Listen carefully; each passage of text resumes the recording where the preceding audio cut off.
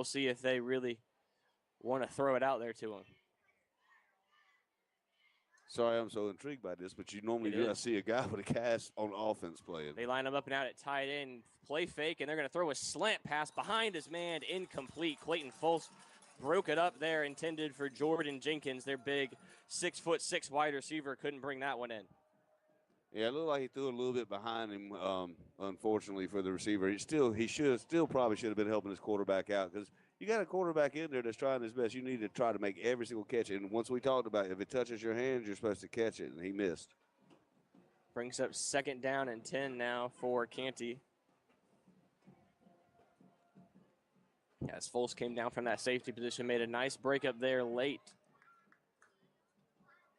3 wide for him now as he's going to play fake now. He's going to be scrambling to his left, and he'll run out of real estate fast. The Knights swarm him in the backfield as he had nowhere to go. That was a sack by number 2, DeAndre Young. Yeah, that was 5 guys over there doing what we talk about, tackling the population by West Florence's defense. The only person I saw he might could have thrown it to was number 12. And he was covered pretty tightly as well. Yeah, that would be the only one he could have tried. That was the only one on this side, and I wouldn't be throwing it to him. He has a cast on. It'll bring up 3rd down and 17 now as this Tiger drive going backwards here in a hurry here with 7 minutes to go here in the first quarter. He'll send a man in motion. It'll be 5 wide. He'll throw a middle screen up to Jenkins up the middle of the field. He'll break a tackle, trying to find some running routes. He crosses the 20 and knocked out of bounds at the 23-yard line, well short of the first down. It'll be 4th and 8, and it'll force a Tiger punt. Yeah, that was a nice run by him after the catch. Gained about 8 yards, but at the same time, well short of the first down. But we got to see a little bit of his moves right there because he made about 4 people miss before he got tackled. He's an intriguing guy, a 6'6" wide receiver. It'll be interesting to see how he matches up against this Knights defensive secondary, who's gotten a lot of takeaways. Gamble and Derek Austin combining for, I think, around 9 or 10 interceptions on the season. Gamble's got 3 defensive touchdowns as well. So supplemental touchdowns, what Absolutely. We talked about before. Whistles blow here as they line up to punt. Timeout West Florence here as they were lined up in a punt safe right there, maybe expecting a fake from the Tigers, but we'll take a timeout with them here with 6 minutes to go here in the first quarter. The Knights up 7-0 here in the Florence Game of the Week. We'll be back after this. Calling all holiday shoppers, Santa just made an early stop at Rivals of Store Divided, and his sleigh is loaded with everything you need for the season. Got someone on your list who's all about garnet and orange? Then time to cruise to Rivals. They've got everything for your shopping list, from stylish wallets and leather goods to Yeti tumblers and car accessories. They also stock toys, games, phone cases, and jewelry.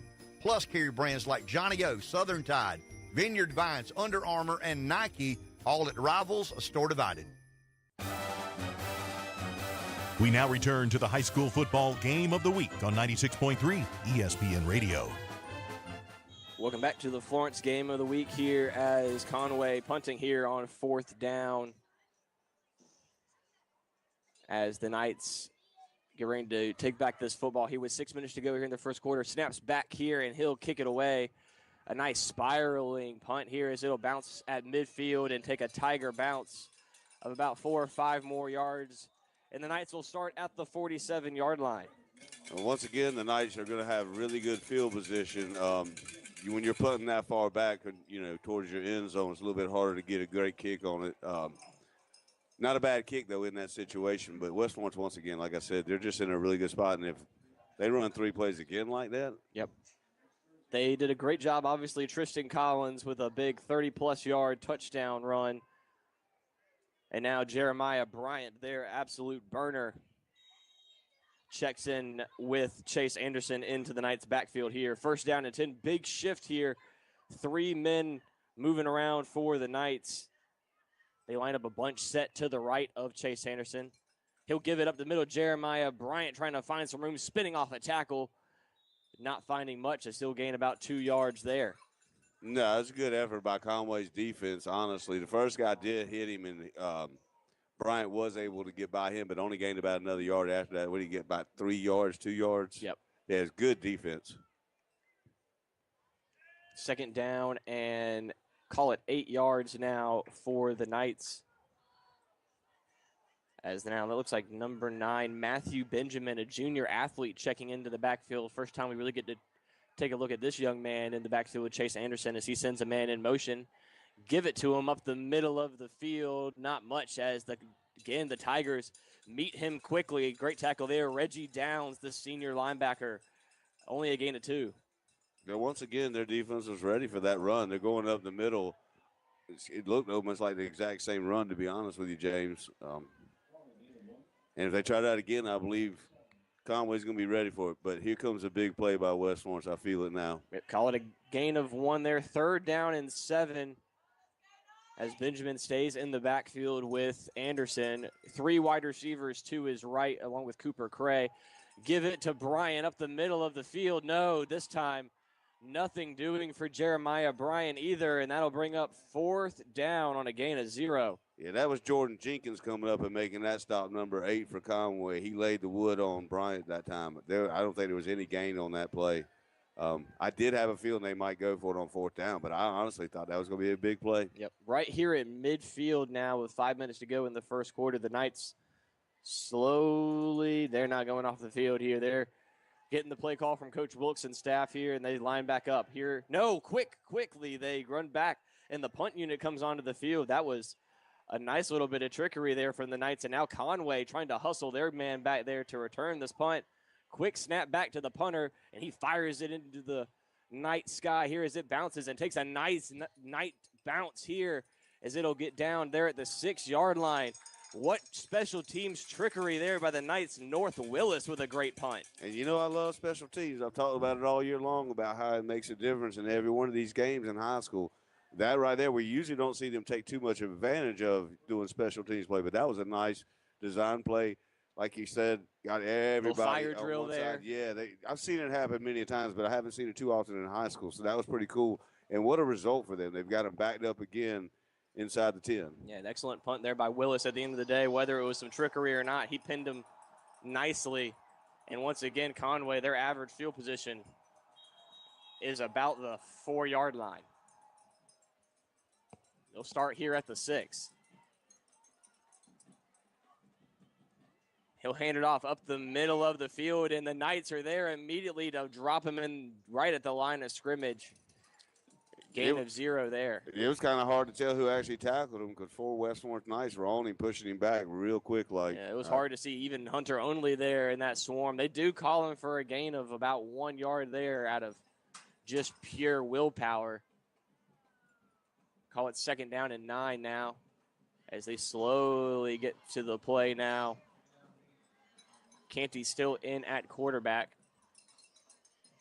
Inside 3 minutes in this first quarter. He'll play fake now, looking to throw as Canty. He's got pressure, firing down the field. He had his man open, but just out of reach of Jordan Jenkins. As on the broken play, he had his man, but couldn't hit him. Yeah, he was wide open, and he had time to get to him. I would like to see that receiver dive for that ball as well. It looked like a little bit of lack of effort on his part. It looked like maybe he wasn't expecting the ball to get to him, and then he was, oh my gosh, there's the ball. And yeah, it was a bad throw, though, no doubt. It'll be 3rd down and 9 for the Tigers now after that missed opportunity.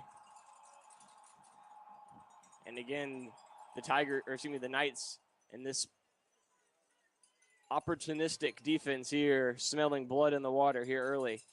Canty sends a man in motion, and he's going to follow him on a quarterback sweep to that left side as he's going to fire at the last second, incomplete. Looking for Jenkins again, and another man was in the vicinity as well, but now being up another incompletion.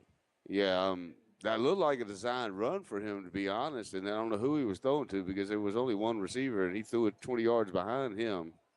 And he could have just ran it and got a little bit of yardage. He did have somebody near him, but he could have got, a little bit better position for your punter. I believe there is a flag down in the end zone as well, so we'll have to check that as well as Coach Wilkes will come out to talk to the referees. I'm assuming it'll be on Conway here, and they're going to ask Coach Wilkes if he wants to accept this penalty or decline it here. Be an interesting situation if they can pin him back again here.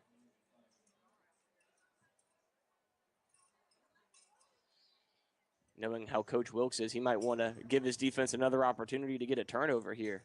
Yeah, I mean, every opportunity is an opportunity, but it also gives the offense, of course, another opportunity. How aggressive do you want to play this year early? We're going to find out in just a second. He's taking the penalty. It is an illegal shift penalty on the Tigers. They do decline the penalty, though.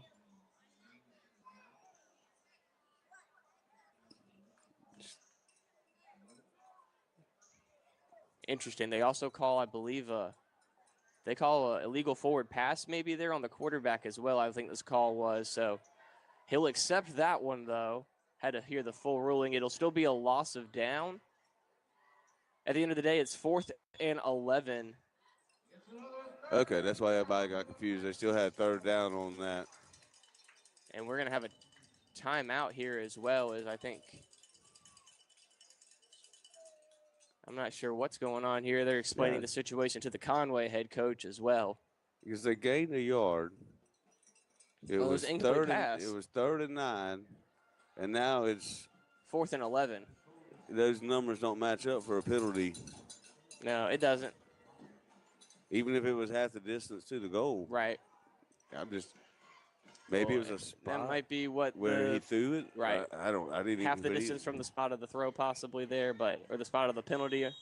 Either way, they're going to be punting here as I believe that's number 44, Brantley Hall, standing with his heels in the back of the end zone. Yes, and he'll sky this. Another booming kick as it doesn't go very far, but very high in the air as Foles has to just take a knee and fair catch it at about the 35-yard line. Yeah, it's nice concentration by Foles, number 10, to be able to haul that in. That was really sky high, and he got down on his knees to make sure he didn't drop that ball. Really good possession by him. The Knights doing a great job controlling field position here early on, though. They've got the best field position starting that they've had. They're inside the 40 of Conway already. Forcing that, like you said, we always focus on special teams in these high school games. That punt that West Florence did that pinned them deep now leads to this great opportunity now for Anderson. It's just so much different in high school. They just don't all have those kickers, right. And so they have to try to do different things to maximize what they have. Special teams really matters when you're not good at it. Yes. We've at the 37, screen pass to the left side here. Drake's a man miss, but not another one there. North Willis did a nice punt the last time. Couldn't get away from two guys there, though. He'll gain a yard. Yeah, but that's really nice defense. Teamwork tackling. He got by the first guy. He had another guy right on him, and that's what you got to see. You got to have people swarming to the ball, and that was the case of it just then for Conway. Brings up 2nd down and 9 here with 2 minutes to go in the first quarter. Conway here really needing to string together some stops. Man in motion is Corey Patterson, number 25, as they'll give it up the middle to Tristan Collins on a nice inside give. He'll gain about 5 there. It'll bring up 3rd down and 4. And that's when I was talking about the brothers earlier. Patterson, I thought that was Melo's brother, and it may not be. I believe Romello has an older brother that's already at Coastal was what my thoughts were. We'll have to maybe do a quick stat check on that there at halftime. Yeah, but that's what I was bringing up earlier, right. And I know I sounded confused, but I was trying to find his name, and I was like, I thought they were. Brings up 3rd and 5 for the Knights now here at their 30-yard line as they're going to give it to Collins going left side. Cooper Cray with a nice block, and Tristan Collins accelerates past the marker. Call him a gain of 10 there and a 1st down for the Knights. Yeah, he's a shifty little back, and I say that because we talked about his size and everything, and he can get hidden behind the offensive lineman of West Florence, and then he just pushes out, and by then he's already got 10 yards. You got to try to catch him. Mix that up with his change of pace where he kind of can slow it down and speed it back up right there, let the blocks get set up. So, yeah, and then he just pops out the window, kind of. 1st down and 10 now right on the edge of the red zone at the 22-yard line. Give it to Collins again as he knifes to the left side. Knifing again, and a stiff arm for Tristan Collins as he steps out of bounds after another electric gain of 12. He's definitely got his little move down where he's shifting to that left, shifting to the left again, shifting to the left, and he gets extra fast when he does it. That was special right there. 30 seconds to go as Tristan Collins now gets checked out of the game. It'll be 1st and goal for the Knights at the 10-yard line now. As I believe that's Matthew Benjamin. Yes, that's Benjamin now who checks into the game into the backfield next to Anderson, moving a man in motion. Is Corey Patterson in an orbit from left to right. Now they'll give it to Benjamin going left side. Benjamin breaking it outside, not able to get that edge, though. A nice get from behind tackle there by Hunter Only. Yeah, he doesn't quite have that same move that Tristan Collins has. He tried it, but he's just not as shifty as he tried that little left kick over to the side, left kick. He got tackled. As looks like the Knights are content to let that be the end of this first quarter of play. It'll be 2nd down and goal from the 8 when we come back here. The Knights up 7-0 here on Conway here in your 5A playoff Florence Game of the Week. We'll be back after this. From the Florence Toyota Studios, this is WOLH Florence, 96.3 ESPN Radio, the worldwide leader in sports. If that crack in your windshield is driving you crazy, but you don't have time to get it fixed, call Galloway Auto Glass, a mobile service company that comes to you. Owner and operator Will Floyd has over 20 years experience in auto glass repair and replacement, but the real boss is Judge, the Labrador Retriever who rides along and ensures customer satisfaction. Galloway Auto Glass always treats your vehicle like their own and will even help you file your insurance claim. Call Galloway Auto Glass at 843-332-7575 or 664-9918. Serving Florence, Darlington, Hartsville, and surrounding areas. We now return to the high school football game of the week on 96.3 ESPN Radio. Welcome back to the high school football game of the week here on 96.3 ESPN Radio. Here in the 5A playoffs, the Knights at the end of one with a 7-0 lead over Conway, but threatening again here. As so far, the Knights keeping to what they have been doing well here in the stretch, running the football and playing some solid defense. Yeah, and I mean, they've had some screens in, but they're all considered kind of like running screens, if you ask me. So, yes, every single play has pretty much been some kind of running play. That's all they're doing is using that every once in a while. And if I had to take a wild guess, it looks like this one will also be a running play, as it looks like Tristan Collins is going to line up here in at Wildcat here as they bring in number 42 and looks like number 56 as well. 56 is Caron Williamson, the brother of Jamie Williamson, the Shrine Bowler, and he's going to follow him. Tristan Collins making people miss, and he's going to drive into the end zone. No, they're going to mark him at the 1. Tristan Collins finding that running room. A flag flies there at the end as well at the line of scrimmage. We'll have to check that.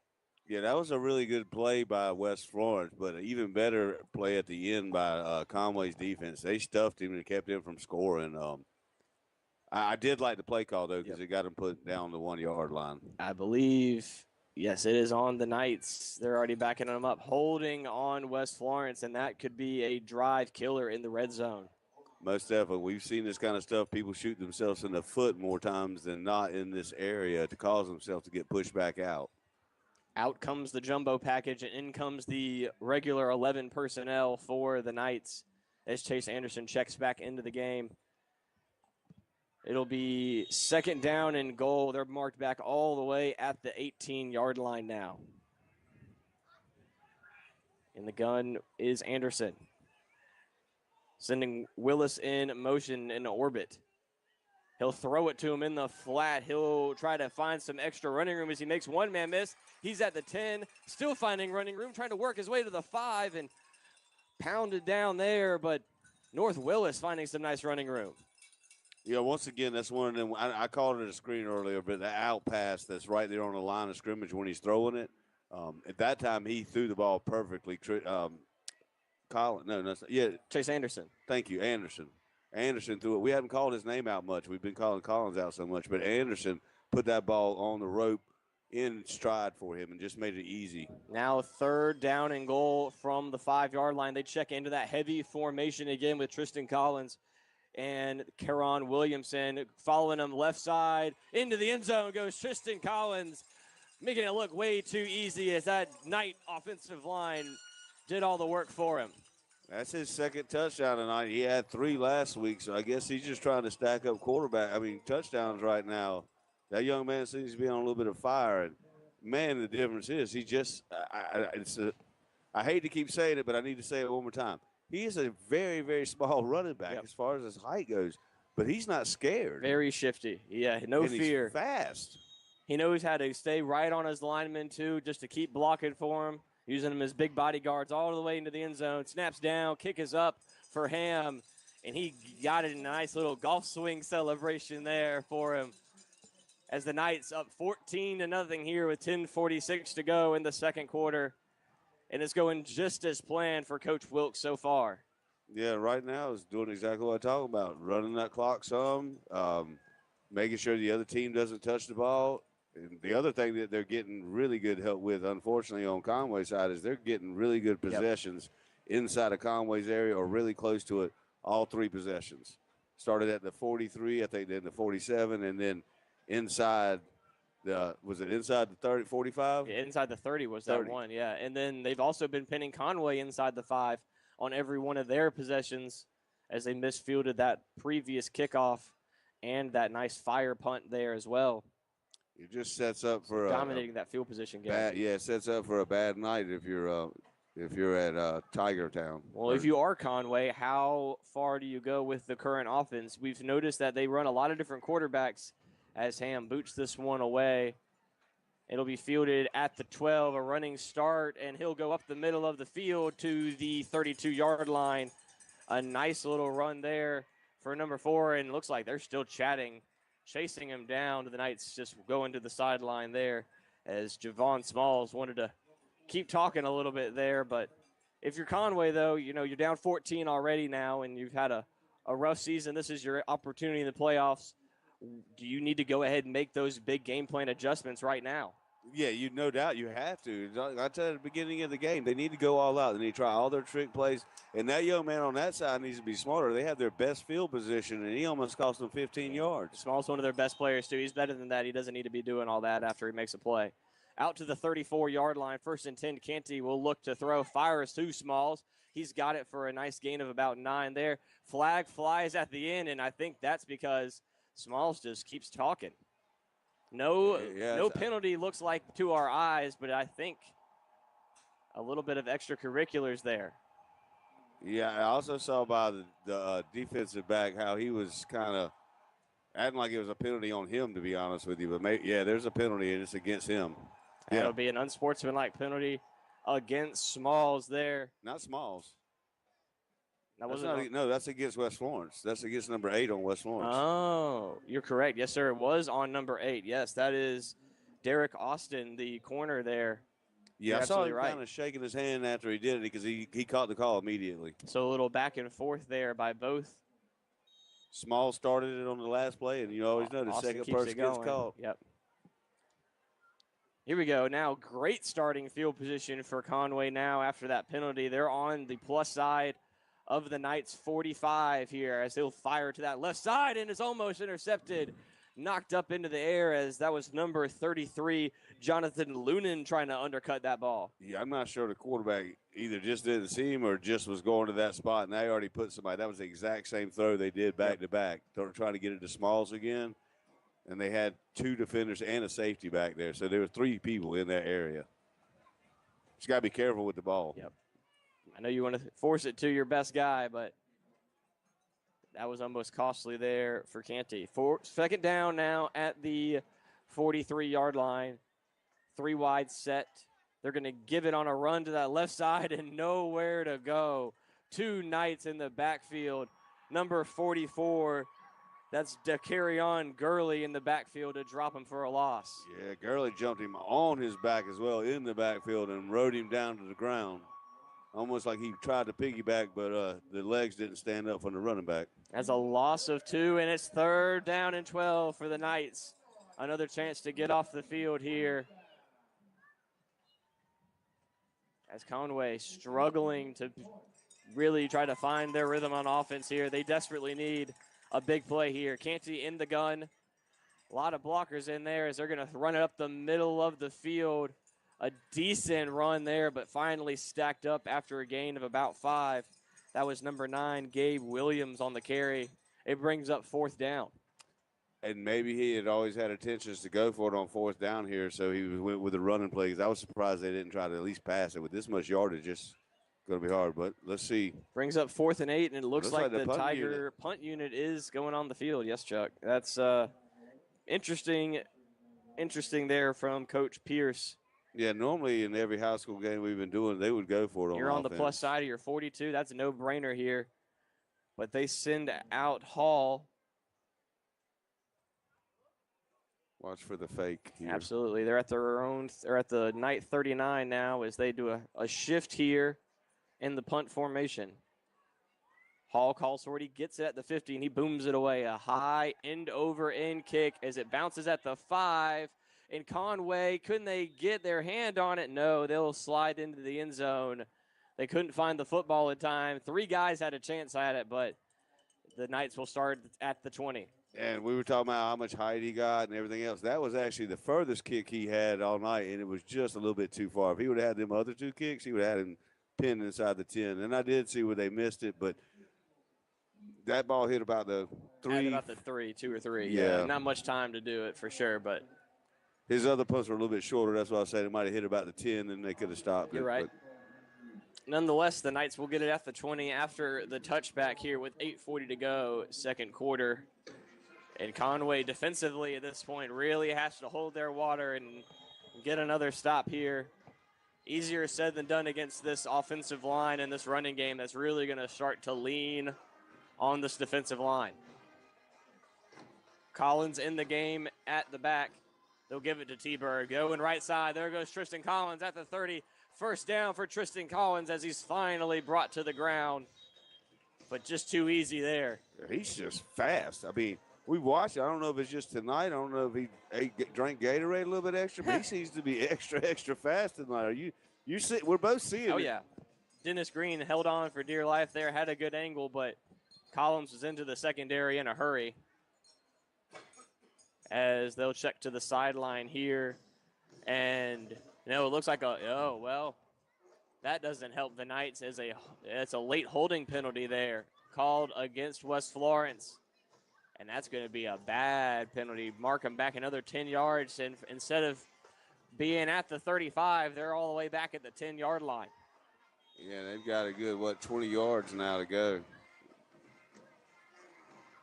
Collins staying in the game. 2 tight ends set. They're going to move them, shift them to the right side. Knights going from right to left for us as they're going to give it Collins up the middle of the field. Tristan Collins, that that's juke move and stiff arm combo. Gains him a couple there, call it 5. He tried that stiff move, or his little left kick over to that side. This time, number 21, Warren Moody is his last name. Eric Warren Moody got a hold to him and drug him down after about a gain of 5. But that little left, it didn't work that time. He hugged him and pulled him straight down. He goes to the well on that move. That dude grabbed him and didn't want to let go because he was scared. He already got a breakdown so low for him, and then he breaks down even more like that. That's a blur you're trying to tackle. That's like Yoda you're trying to tackle. Yeah, I think the guy tackling him was about the same height. That's why Anderson will look to throw over the middle of the field. He's got him. Call it a gain of 8 yards there. A nice catch. That's number 7 for the Knights, Jackson DeBose. It'll bring up 3rd down and 8. Yeah, I mean, it's a nice design play to get yourself in there, but they've still got a good 3rd and 7 to go. But they've been mixing it up a little bit. Most of their pass plays have been to the outside. That was about a 7-yard gain up the middle, though. We haven't really called Cooper Cray's name much tonight. He had that first catch on the opening drive. He's their go-to target on a lot of their 3rd downs. He's lined up in the slot. Anderson will look to throw. He play fake, steps up in the pocket, holds his water, fires downfield, and it is incomplete.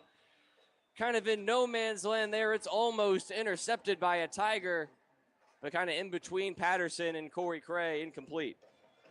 Yeah, Cooper Cray, incomplete. Trying to see who that was from their side because he laid himself out there to try to get that ball. Number 13. 8. Yeah, that was Dennis Green.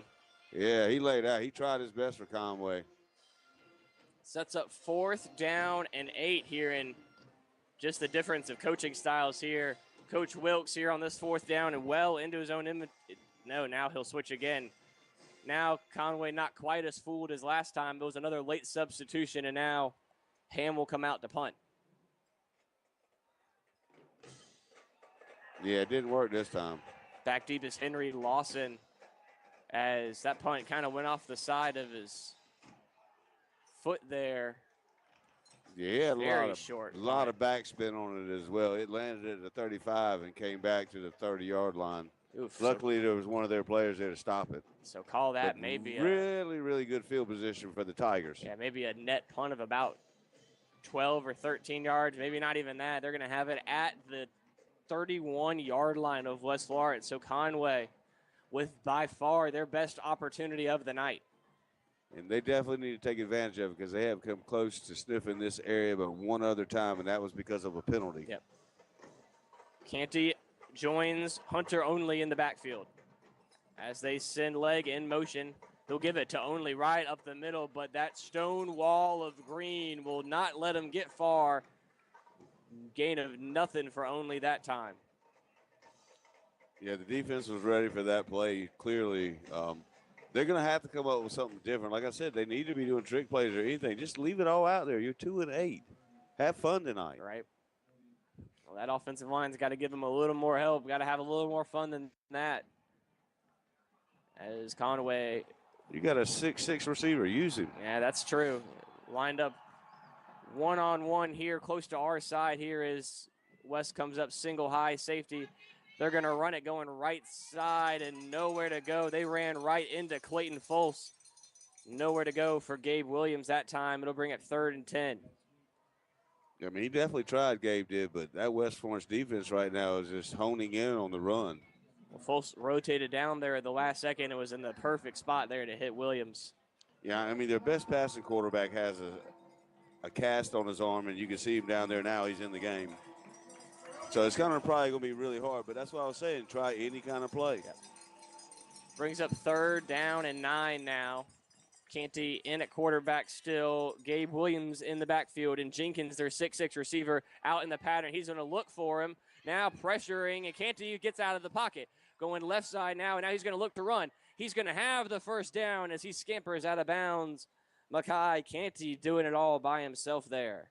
Yeah, nice play by number 17, Canty. He definitely didn't have an open receiver. He ran straight in the middle for a second, and nobody touched him, and he was able to come backwards and circle around. He had a blocker that helped him. I didn't get the blocker's number, but without that blocker, I don't think he's getting there. Is there a penalty? Mark the spot. No, it's going to be 4th down and 1. They didn't give Canty that extra yard there from our angle. It looked like he had it. Yeah, it looked like he crossed right over. Maybe the ball was behind it. Because Right. if the ball was behind it, your body can be in front of it. It's not a 1st down. 4th and 1. They line up in the gun. Give up the middle on that left side and a bulldozing run, and there he goes inside the 10, dragging a defender inside the 5. What a run by Gabe Williams in that offensive line, just paving the way. Yeah, he busted through him that time. That young man got his head of steam and didn't want to stop this time. He was ready. He saw touchdown. He barely didn't get to it. And now red zone for the Tigers here inside the 5.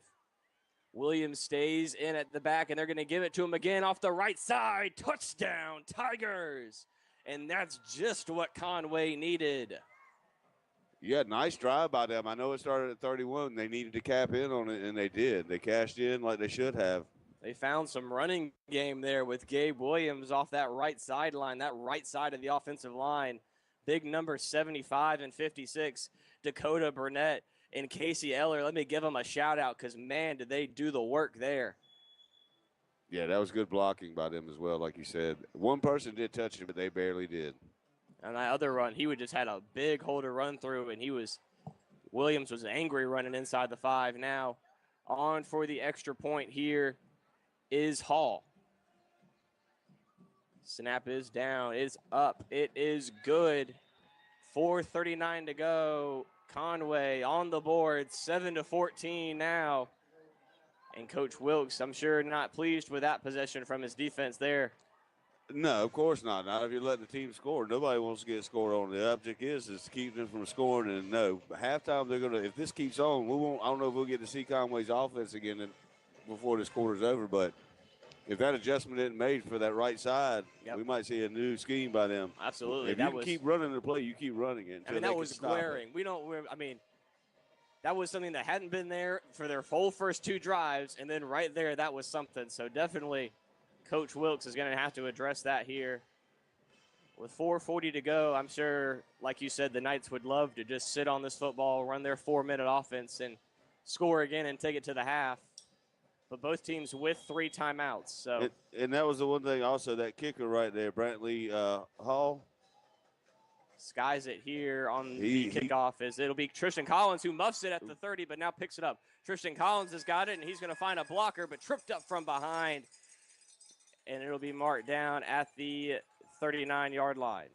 Good play by him. Sorry, I was just trying to compliment that kicker because he's actually got a really good leg on him. We just saw that kick, and you were talking about him being 6 of 9 on field goals, which is really rare.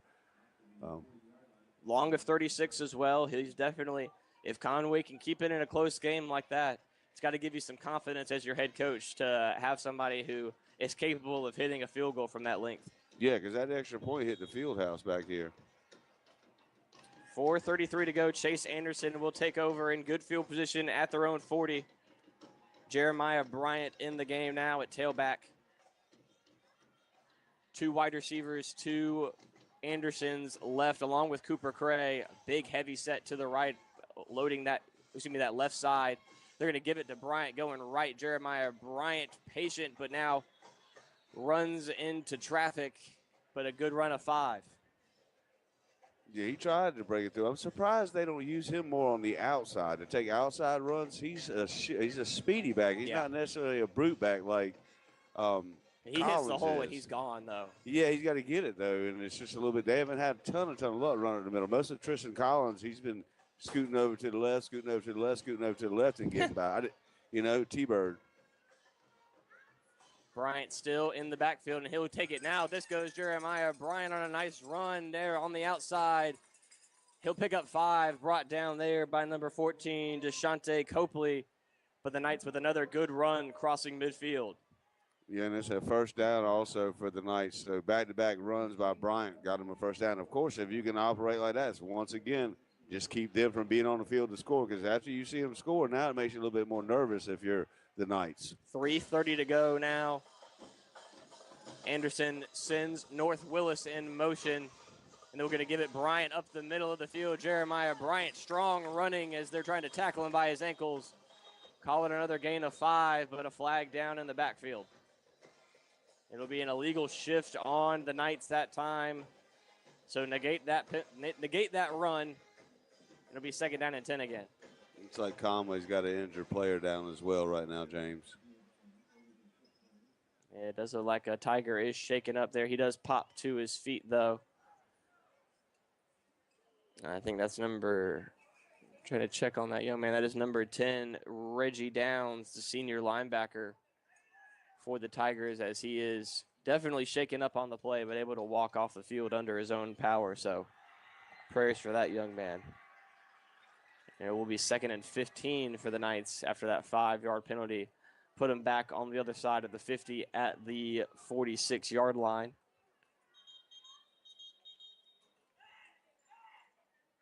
Just waiting for him to get off the field still before we start play. He's almost off. Okay. Now we will resume play here. 2 tight ends set for the Knights, Cooper Cray and big number 42. Not listed on the depth chart here, but they're going to have him lead the way as well as Cooper Cray. And there goes Jeremiah Bryant down that left sideline, but trips on the turf monster there, just shy of the 40.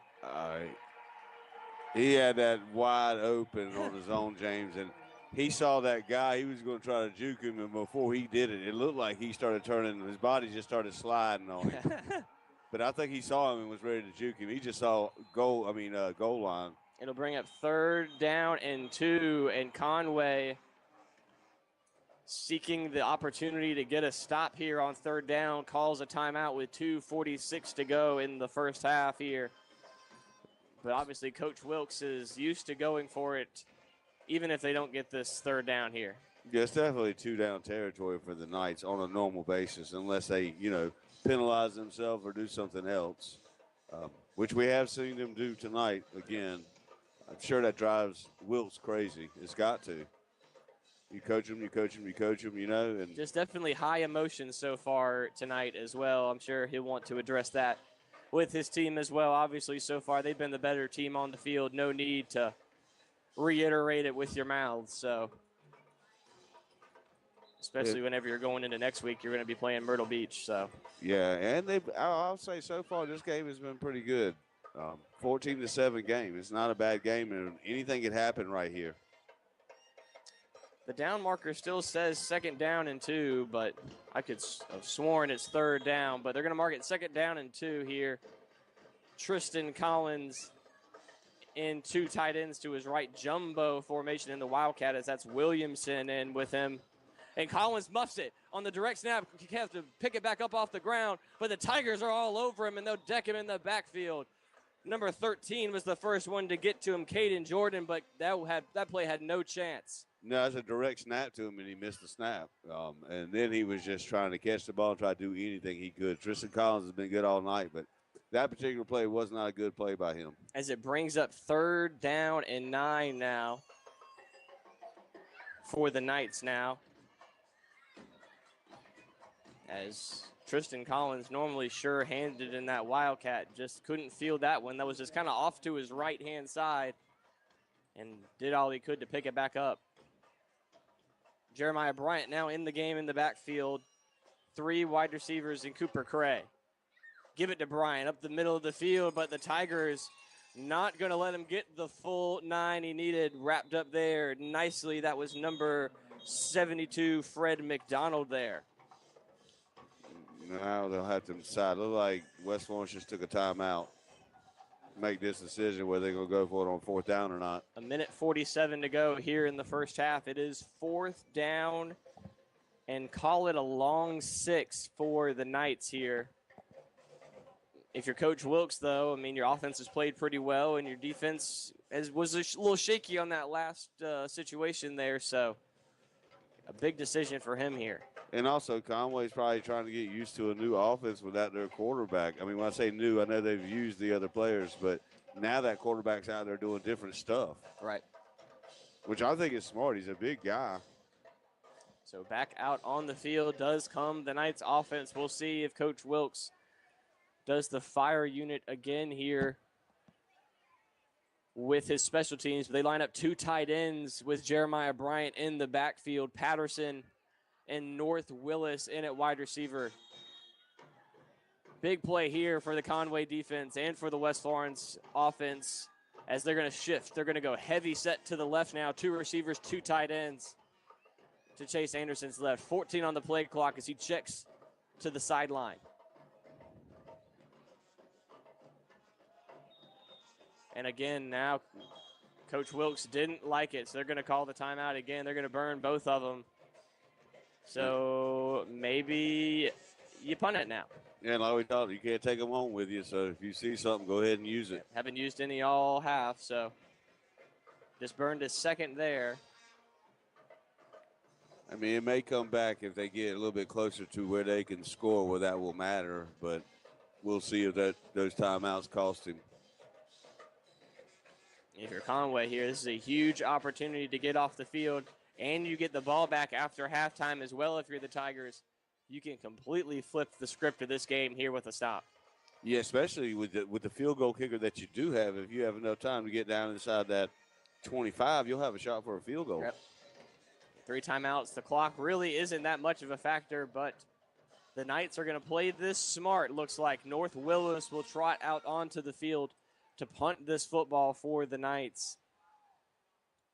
So playing that field position game that they've been able to win so far here tonight.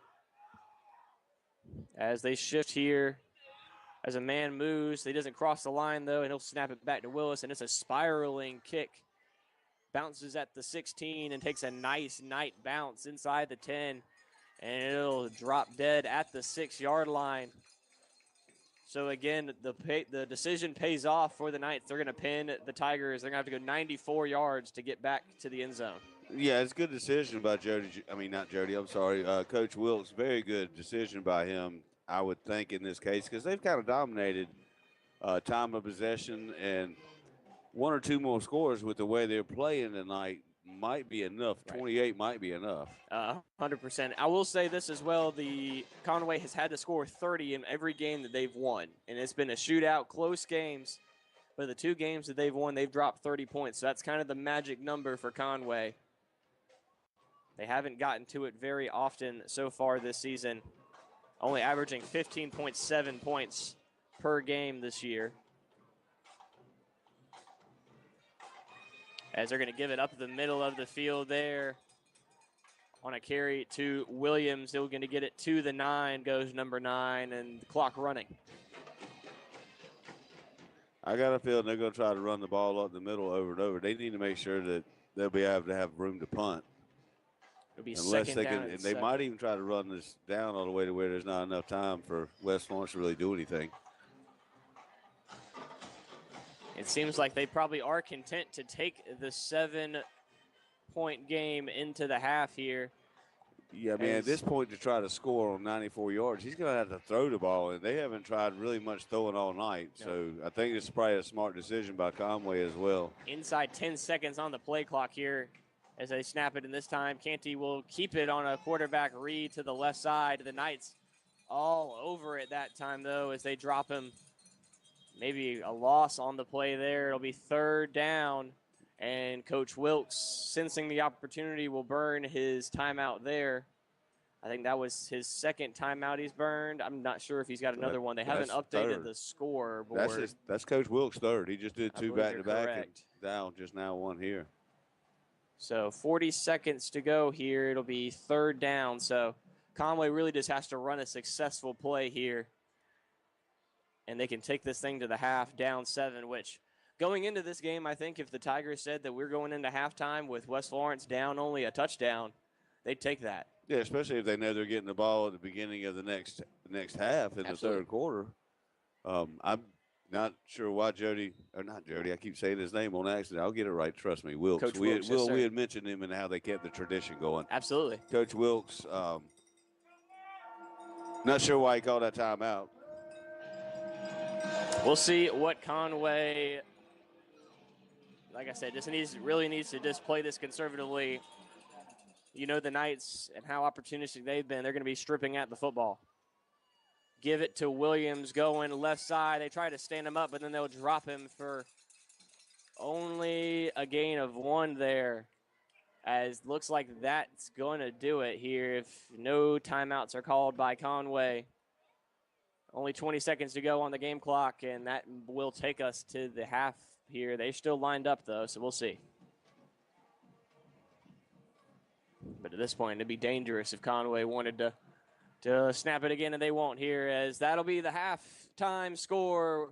Conway making it interesting here in the 5A playoffs here as the Knights up 14-7 here, as MJ will have all the updates of the playoffs all around the state here at the halftime break. We'll be back after this. It's 14-7 Knights. For decades, Stoudenmeyer Dowling Funeral Home in Florence has been there for our community to help them heal after a loss with dignified and memorable funeral services. When you choose Stoudenmeyer Dowling Funeral Home, you're choosing a legacy of trust when it comes to caring for both those who have gone and the family and friends they left behind. Everyone grieves differently, but Stoudenmeyer Dowling Funeral Home is committed to helping you through it. They're always available to you by phone, email, Facebook, and their website at StoudenmeyerDowling.com. Calling all holiday shoppers, Santa just made an early stop at Rivals, a store divided, and his sleigh is loaded with everything you need for the season. Got someone on your list who's all about garnet and orange? Then time to cruise to Rivals. They've got everything for your shopping list, from stylish wallets and leather goods to Yeti tumblers and car accessories. They also stock toys, games, phone cases, and jewelry. Plus carry brands like Johnny O, Southern Tide, Vineyard Vines, Under Armour, and Nike, all at Rivals, a store divided. If that crack in your windshield is driving you crazy, but you don't have time to get it fixed, call Galloway Auto Glass, a mobile service company that comes to you. Owner and operator Will Floyd has over 20 years experience in auto glass repair and replacement, but the real boss is Judge, the Labrador Retriever who rides along and ensures customer satisfaction. Galloway Auto Glass always treats your vehicle like their own and will even help you file your insurance claim. Call Galloway Auto Glass at 843-332-7575 or 664-9918, serving Florence, Darlington, Hartsville, and surrounding areas. For decades, Stoudenmeyer Dowling Funeral Home in Florence has been there for our community to help them heal after a loss with dignified and memorable funeral services. When you choose Stoudenmeyer Dowling Funeral Home, you're choosing a legacy of trust when it comes to caring for both those who have gone and the family and friends they left behind. Everyone grieves differently, but Stoudenmeyer Dowling Funeral Home is committed to helping you through it. They're always available to you by phone, email, Facebook, and their website at stoudenmeyerdowling.com.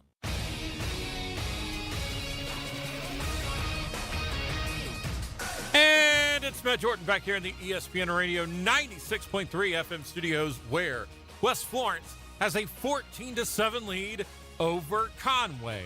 Let's take a look at some of the other playoff scores from around the area. Last night, South Florence took out Darlington 47-7. It was Hartsville 24, Crestwood nothing at the half. North Myrtle Beach and Lucy Beckham are tied at 21. The Armada of Atlantic Collegiate on top of Woodland 14-0. Wilson and May River are tied at 7.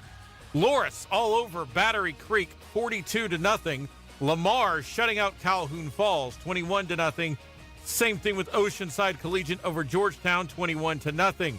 Ainer has had the lead twice against Newberry, has not been able to hold on to it as they trail Newberry 21-14 at the half. Cheraw on top of Andrews 14-0, and at the half, Dillon is on top of Fox Creek 35-0. In college, Houston taking on Central Florida right now in the Battle of Space Cities, and no score early in the first. Northwestern and Southern Cal kick off at the top of the hour. Same with Tulane and Memphis. Your halftime score 14-7, West Florence on top. Calling all holiday shoppers, Santa just made an early stop at Rivals, a store divided, and his sleigh is loaded with everything you need for the season. Got someone on your list who's all about garnet and orange? Then time to cruise to Rivals. They've got everything for your shopping list, from stylish wallets and leather goods to Yeti tumblers and car accessories. They also stock toys, games, phone cases, and jewelry. Plus carry brands like Johnny O, Southern Tide, Vineyard Vines, Under Armour, and Nike, all at Rivals, a store divided.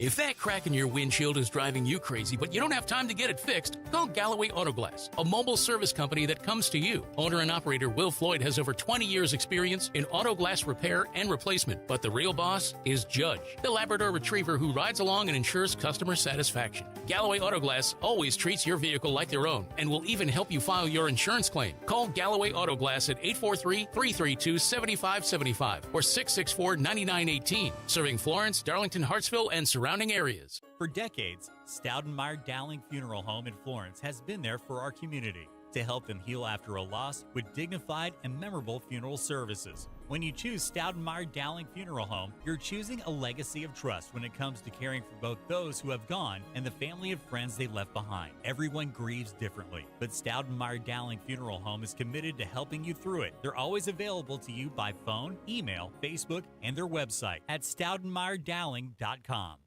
Calling all holiday shoppers, Santa just made an early stop at Rivals, a store divided, and his sleigh is loaded with everything you need for the season. Got someone on your list who's all about garnet and orange? Then time to cruise to Rivals. They've got everything for your shopping list, from stylish wallets and leather goods to Yeti tumblers and car accessories. They also stock toys, games, phone cases, and jewelry. Plus carry brands like Johnny O, Southern Tide, Vineyard Vines, Under Armour, and Nike, all at Rivals, a store divided. This is the college football preview from the Sports Talk Media Network. Phil Kornblut along with Chris Bergen. All right, Gamecocks have Saturday off. Let's focus on Clemson and Florida State. Bergie, the Tigers at home against the Seminoles, and they have not had a good home season whatsoever. All kinds of bad things as far as their record book is concerned will occur if they lose this game to Florida State. They are a very small favorite. Both of these offenses have proven to be dynamic. Clemson's defense on paper should be good, but it hasn't been here for most of the season. Started off pretty well, but for most of the season, it has struggled. What are we going to see from the Tigers against the Seminoles? I think, Phil, we get to this juncture in the season, and you are what your record says you are, and this is not a very good football team on either side of the coin. Florida State Clemson before the season, and we told you Saturday, November 8th, that game would be relegated with all love I can throw out there, relegated to the ACC network. You would have thought there's no way, but that's descriptive of the season that the two have had. And from Clemson's perspective, played awfully well offensively last week. It was not the offense's fault they got beat by Duke. It was the defense's fault. And again, it's been a situation all season long. They just have not played well on that side of the football, especially on the back end. Can Florida State take advantage of some of that? I think they can. And Clemson's gotten to a point, Phil, as we talked with Will Merritt about on Thursday, they're just not, and he actually said this, he feels like they have lost their swagger at home. And this is not an intimidating team. It's not an intimidating place to go into Memorial Stadium anymore, as it indicated by the fact they haven't beaten a Power 4 team in Memorial Stadium since the middle of October of last year. They've got to find a way to get their own juice going to get that crowd involved on Saturday night. Should be a good crowd, you would think. Hall of Fame Day and all that kind of stuff up there, but, it's Florida State. But this is not your typical Florida State-Clemson matchup for sure. I think it does help Clemson to be under the lights at home versus the noon kickoff of last week. I never like home teams at noon, or in the case of South Carolina at Texas A&M next week at 11 o'clock local. Though I don't think that'll make that much difference when it comes to South Carolina and Texas A&M. We'll talk about that next week. All right, you got Coastal Carolina and Georgia State in Conway, but you'd rather be in Atlanta, wouldn't you? That's exactly right. This is Atlanta East for Georgia State, and Atlanta is Conway West for Coastal. It's the most bizarre. Coach Beck called it the weirdest stat in all of sports, I think, or certainly in college football. They've played 8 times. The visiting team has won all 8 games.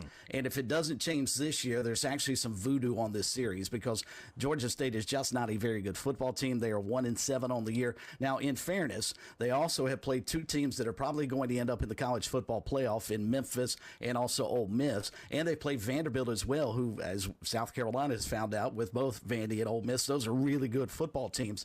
They can throw it. They've got a very, very good wide receiver in Ted Hurst, who is one of the top wide receivers in the Sun Belt Conference, but that's about all they have. And defensively, they don't knock the ball loose at all. They've only forced 3 turnovers all season long. So I think if Coastal comes out and does what they've done the last 3 weeks, and that is ground and pound, they're averaging over 200 yards a game rushing in this 3-game winning streak. I think we finally see the first home victory in the series between Coastal and Georgia State. And that would be 4 wins in a row for the Chanticleers. So look out for them trying to get and make them bowl eligible as well. Exactly. Getting to another bowl game under Tim Beck. All right, Furman will play at Chattanooga, coming off a loss to Mercer last week. It'll be Wofford at VMI. Wofford beat Samford last week, and they'll be at VMI on Saturday. Presbyterian bounced back from its loss at Dayton to beat Valpo last week, and the Blue Hose will be at Davidson Saturday. It'll be South Carolina State at home against Howard. The Bulldogs have won 4 in a row, looking to stay unbeaten in the MEAC. Big game at Newberry. The Wolves will be taking on Carson Newman, and the winner there is going to win the South Atlantic Conference's automatic bid to the Division II playoffs. So that's a huge matchup there. The Citadel, they go down to Oxford. South Carolina was there last weekend. It'll be the Citadel going down this weekend to take on Ole Miss. Erskine closes out its season at Barton. It'll be North Greenville at home against Shorter.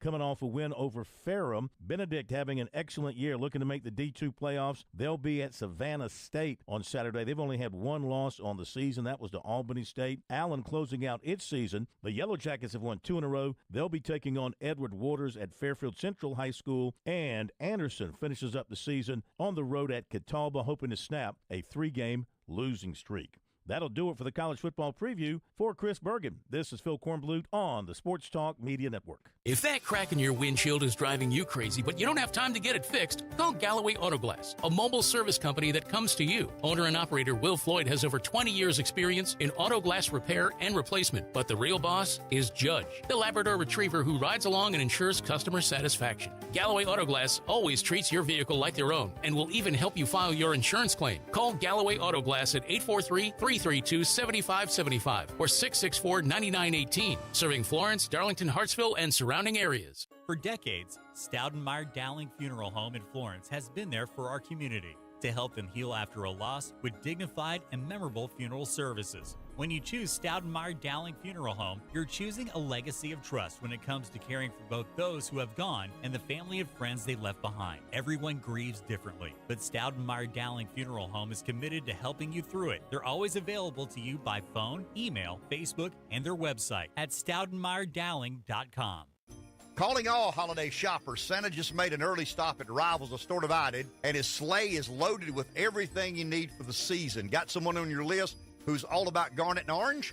Then time to cruise to Rivals. They've got everything for your shopping list, from stylish wallets and leather goods to Yeti tumblers and car accessories. They also stock toys, games, phone cases, and jewelry. Plus carry brands like Johnny O, Southern Tide, Vineyard Vines, Under Armour, and Nike, all at Rivals, a store divided.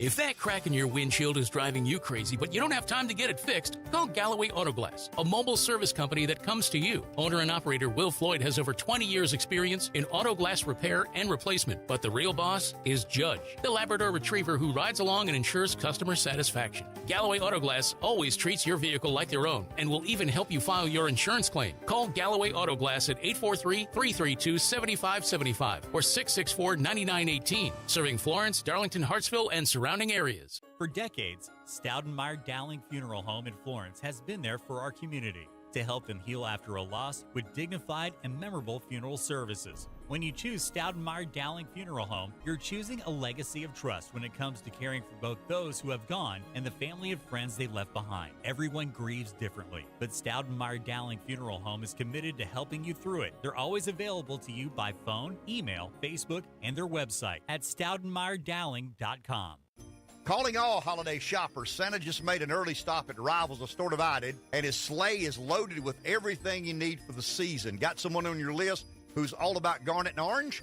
Then time to cruise to Rivals. They've got everything for your shopping list, from stylish wallets and leather goods to Yeti tumblers and car accessories. They also stock toys, games, phone cases, and jewelry. Plus carry brands like Johnny O, Southern Tide, Vineyard Vines, Under Armour, and Nike, all at Rivals, a store divided.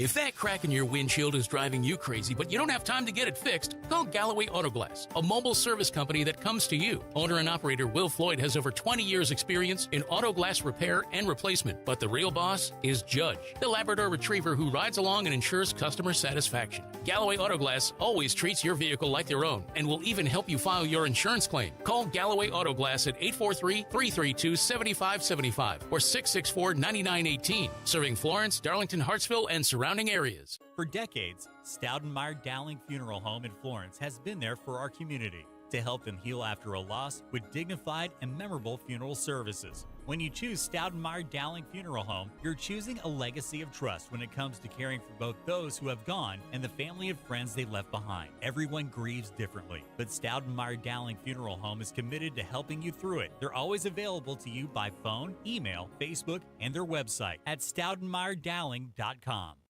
Calling all holiday shoppers, Santa just made an early stop at Rivals, a store divided, and his sleigh is loaded with everything you need for the season. Got someone on your list who's all about garnet and orange? Then time to cruise to Rivals. They've got everything for your shopping list, from stylish wallets and leather goods to Yeti tumblers and car accessories. They also stock toys, games, phone cases, and jewelry. Plus carry brands like Johnny O, Southern Tide, Vineyard Vines, Under Armour, and Nike, all at Rivals, a store divided.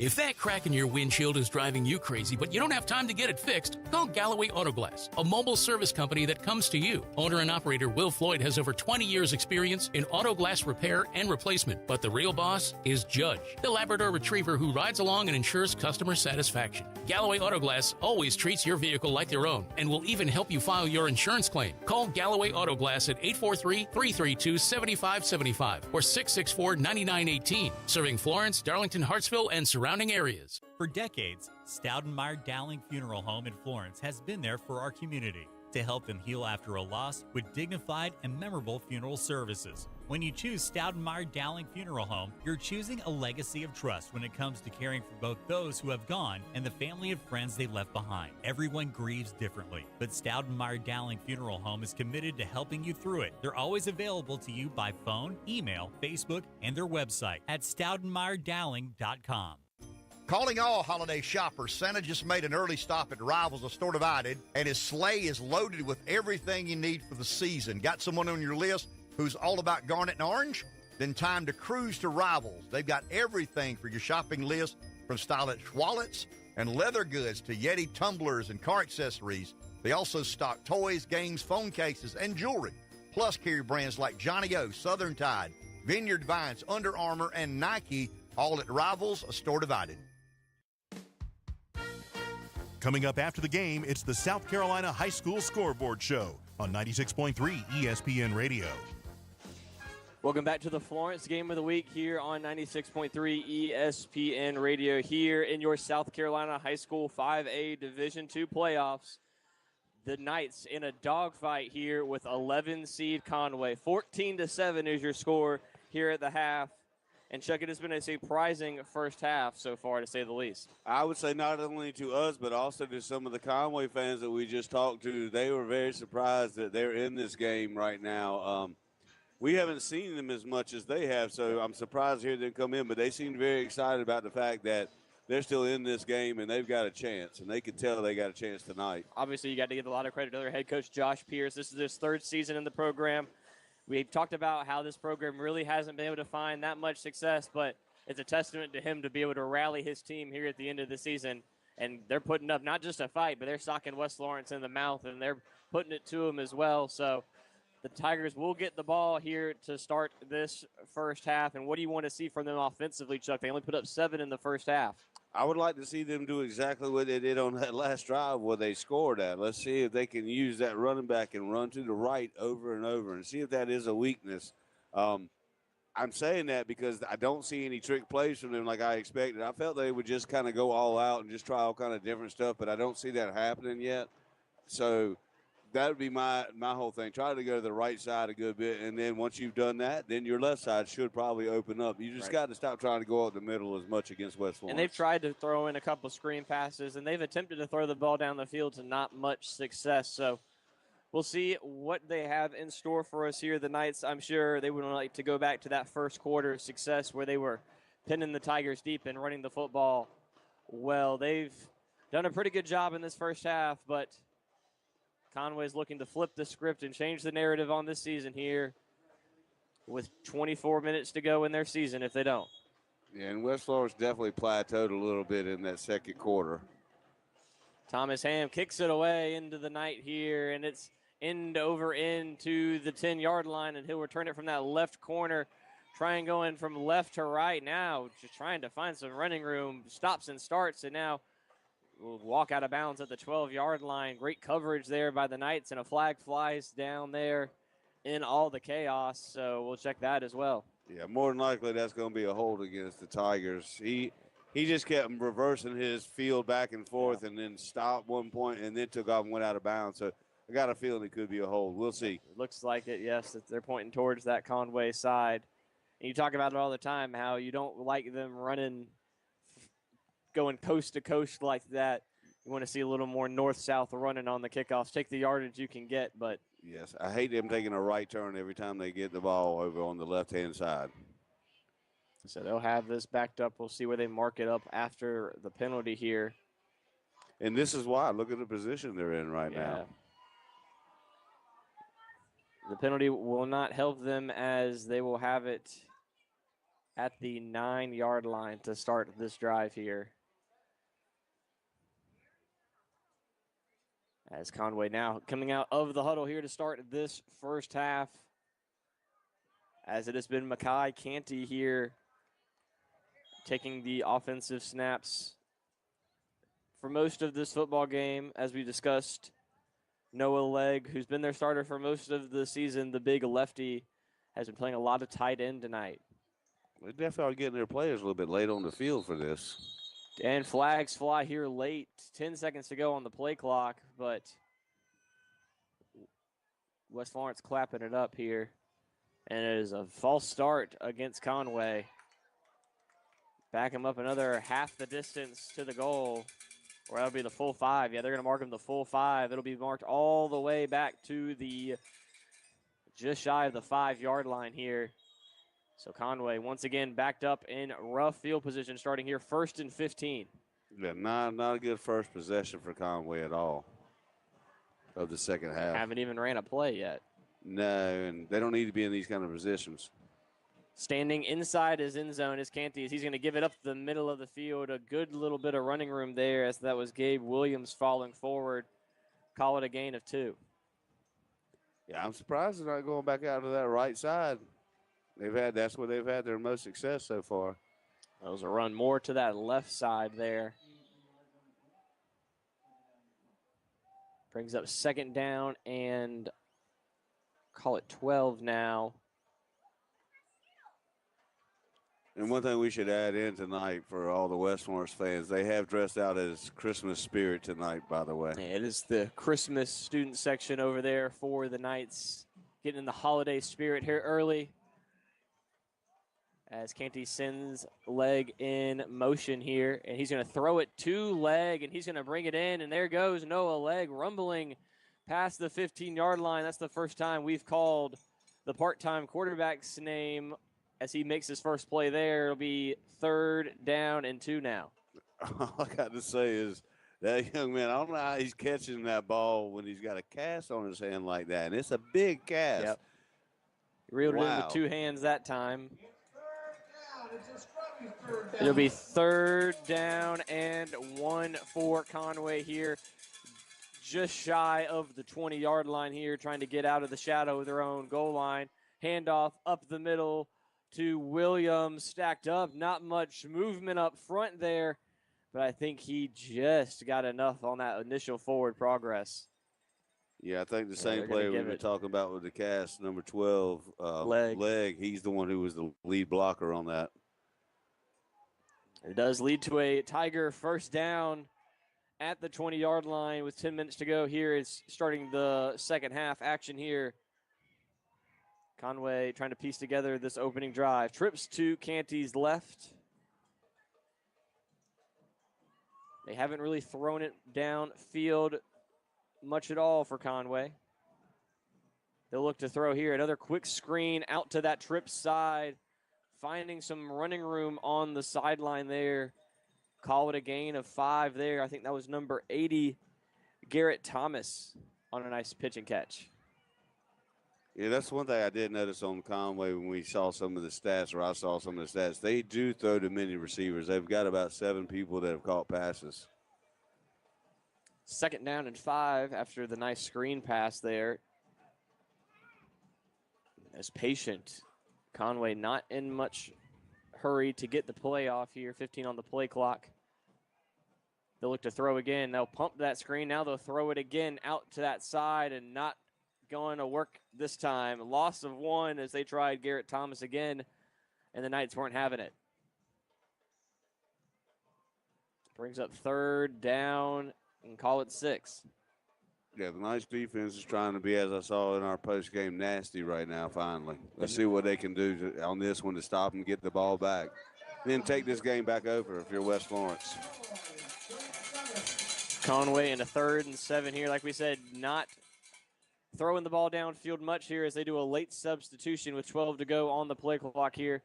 They bring in their big receiver, Jordan Jenkins, and Leg in at tight end. 5 to go on the play clock here as they send him in motion, and they're going to be forced to go ahead and call that timeout. They were way too late with that late substitution getting the play in. And this critical 3rd down here, they're going to call a timeout. Yeah, that was definitely late substitution to try to, especially if you're going to try to do any kind of fancy candy back in the back where people are trying to see you, you're they sent throwing them in the motion screen. again there late as well. Yeah, I mean, just way too late. It's been a theme so far, as I said, the play prior. Conway not in a lot of hurry and a lot of urgency up that offensive line has caused them some issues already with some timeouts and delayed game. And I know they've been coached all year, so, I mean, it's not – I can't imagine this is something that happens every single game, but we'll see. I mean, we won't see. We just – Here we go. 3rd down and 7 here. The Tigers, after that timeout, hopefully have drawn up something against this Knight defense. They send Leg in motion, and this time it is a fake, and they're going to throw a slant out to Leg again. Leg not able to get anything. Wrapped up right at the line of scrimmage there. I think number 10, yes, that was Jackson. Oh, I'm so sorry. Clayton Fultz, yes, that was him on the tackle there. Brings up 4th down and 7. Yeah, what a good play by Fultz. He fought off his blocker to get that tackle just then in the back. Well, I think it was in the backfield. Or it was right at the line. He didn't gain anything if it wasn't in the backfield, so he was on it immediately. Yeah, really good way to get off of that, the blocker to make that tackle. We talked about how great his GPA was in that opening game. I wonder how his semester's gone, but a smart play there by Clayton Fultz. As they're going to look to punt this here. He's got it back at the 10, and Hall gets it away. Nice high kick and a smart play once again by Clayton Fultz to fair catch it there. And the Knights will have it at the 43-yard line to start their first possession of the second half. Yeah, another smart decision on special teams to just corral that ball and take the good field goal position. I mean the field position, not field goal, sorry. 7:50 to go here in this third quarter.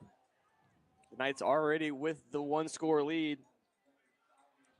Hopefully for them, they will try to really, it seems like Conway has a little bit of hope there on the defensive side here. They're going to look to change that. Yeah, they definitely need to stop right here. Their offense did not help them out at all in this quarter. Two tight ends for the Knights as Tristan Collins lines up in the backfield, and there goes 41 down that left sideline. Big hole for Tristan Collins out the backside to the 35, and finally shoved out of bounds. A big 25-yard run for Tristan Collins. And if my math is right, Chuck, that'll be 1,000 yards for T-Bird.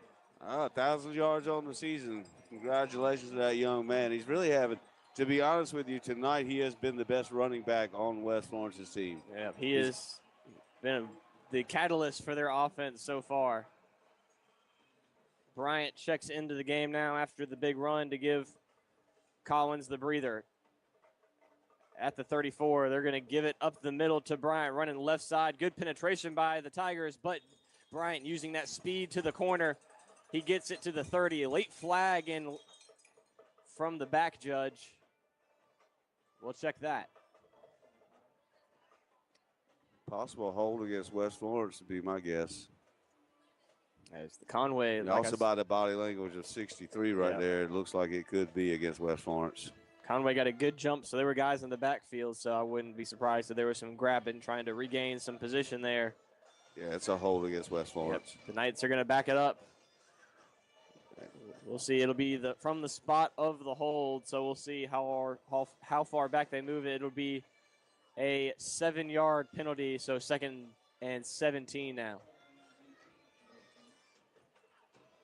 That is the one way that West Florence has hurt themselves tonight, is by getting penalties against themselves. Yeah, some critical holding penalties. Yeah, critical areas of the game. Willis and Patterson in the game at wide receiver. Still two tight ends, Cooper Cray and Tyler Grant, number 42, in at the tight ends as Anderson checks to the sideline here. 1st and 17. Give to Bryant, running the left side. Jeremiah Bryant finds the corner. There he goes across the 30, 25, 20. Finally brought down as he was looking for the end zone. A powerful run there at the end by Jeremiah Bryant. That's what I said. Keep him to the outside. He is the speedier back. Tristan Collins can start on the inside and then use his speed to get to the outside. I wouldn't quite call it a thunder and lightning duo, but it's a great 1-2 punch. They are both extremely fast, but a little different pace for sure.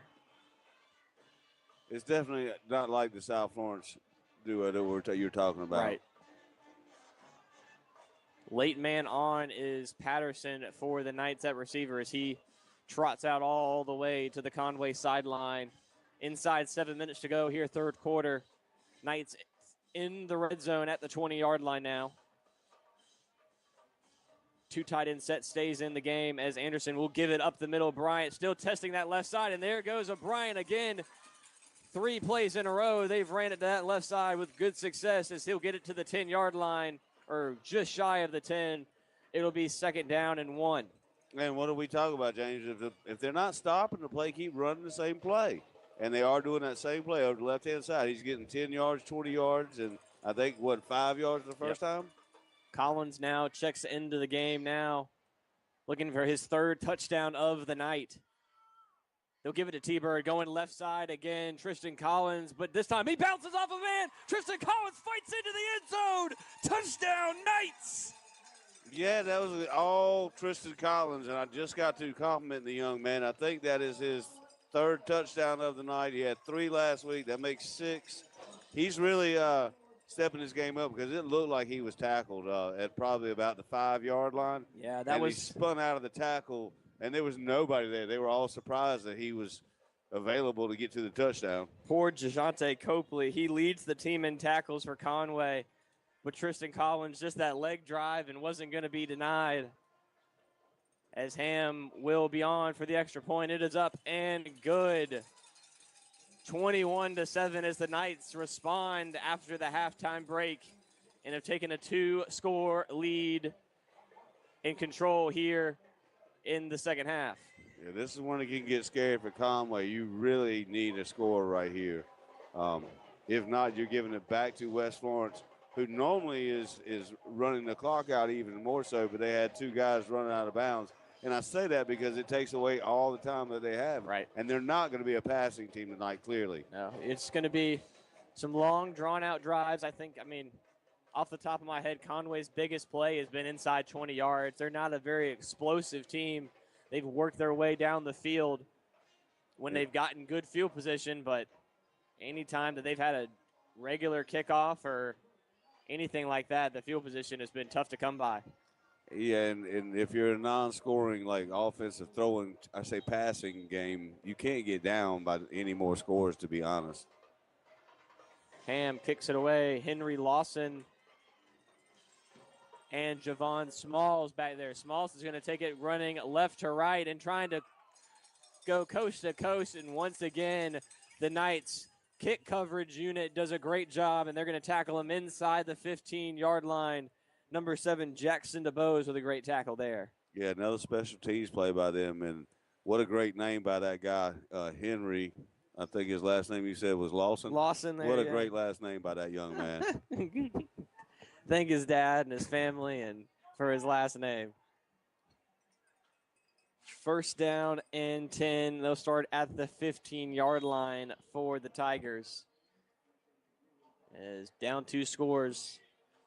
Canty, along with the stable of running backs, has got to try to string some plays together here. Only's in the backfield with Canty as they're going to throw a screen pass to the right. It's Savion Watson trying to find some running room and nowhere to go. The Knights on him immediately after the catch there. Nice tackle by number 33, Jonathan Lunan of the Knights. Yeah, I mean, I see they went to the 6'6", his 6'6" frame, but right there at the line, I'm not sure if that's where he's going to cause the most damage. I think you need to throw the ball up on a 50-50 ball for him. Like we said, haven't really thrown the ball down the field much. As Canty's really tried to scramble in a lot of their throwing situations as they send leg in motion into tight end. They're going to throw it to him. No, they're going to throw it inside to Jenkins here, and there's Jenkins showing off some moves in the open field on a nice quick inside route, and he'll gain about 13 or 14 yards and a Conway first down. At least they got the ball to him a little bit further down the field. I feel like he's the type of player they can actually throw a 50-50 ball to 20 yards down the field. He's going to have a chance over anybody else out here. There's not too many 6'6" guys in this football team. As we say that, unfortunately, Mr. Jordan Jenkins was shaken up on the play there, as number 8 now will trot off the sideline under his own power. Looks like he may have kind of gotten the wind knocked out of him or just a really hard hit there, but hope one of the top playmakers of the Tigers is going to be all right there. Play continues now, 1st and 10 at the 29-yard line of the Tigers. 3 wide receivers and leg in as well in at wide receiver, as they're going to look to throw. Straight drop back for Canty, and now he's going to look to run up the middle of the field, but great play there. That was the spy, Cade Taylor, staying home and dropping him. Only a gain of 2 or 3 on the quarterback scramble. We'll mark it a little bit more than that. It was about 5 yards there, so not too bad. Yeah, I mean, to be honest, one of their better plays as far as yardage goes. They haven't gotten a lot of yardage in this game at all. Could have been a lot more, though. Yes. Brings up 2nd down and 5 for Canty and the Tigers. Single high look for the Knights.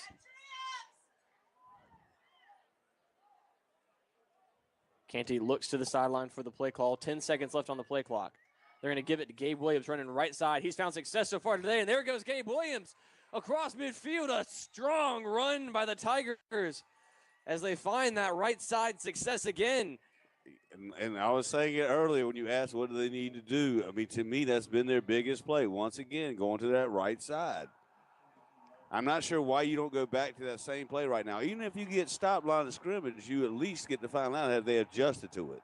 Williams checks out. Hunter Only now checks back into the football game. Still running that trips look now to that right side. You're trying to spread that linebacking group out along with the DBs. That's why they got 4 receivers in there. They drop a man down. They'll throw it. Jenkins back in the football game. He's got a reception there on a nice screen pass as he finds some running room. Call it a gain of 6 there. And the Tigers stringing some plays together here nicely, marching down the field here, threatening into field goal range. And they're starting to use Jenkins a lot more on this drive. That was a little bit better play than the first one he did. The second one was a really good play. The third one, not bad either. Still pretty close to the line of scrimmage. We still like to see him run down the field and grab it there. Yeah, I'd like to see that 50-50 ball. Canty fakes, now throws. Got a man open on that left sideline. But a nice open field tackle there as that was the dangerous Javon Smalls in the open field. But Gamble was able to bring him down, but not after a Conway first down at the 30. Yeah, they're moving the ball a lot better on this particular drive than they have all game. So it's good to see Conway Tigers come out in the second half after their first possession and realize they didn't do very well. Of course, they were in really bad field position as well. Right. And still, the Tigers taking a lot of time off this clock. Inside 2 minutes, 30 seconds to go. And they're still looking to the sideline for the play call here with 15 to go on the play clock. Now ready. They look to throw. Canty straight drop back. He's got time. Firing over the middle of the field. Got a man wide open. His leg. The big tight end / quarterback's got it in the middle of the field. And he rumbles inside the 5. That young man is a really, really good player. I'd like to see what he could do with 2 hands instead of just one. I mean, he's been one of the stars on their team, to be honest, with his blocking and everything and just willingness to be in this game and put his body on the line. Now a huge red zone possession now. A great throw. That was really the biggest play of the game for the Tigers right now, in yardage-wise at least. Williams checks into the backfield. They're going to give it to him, running right side. This time the Knights will hold on that right edge. Only a gain of 2 there for that was Williams.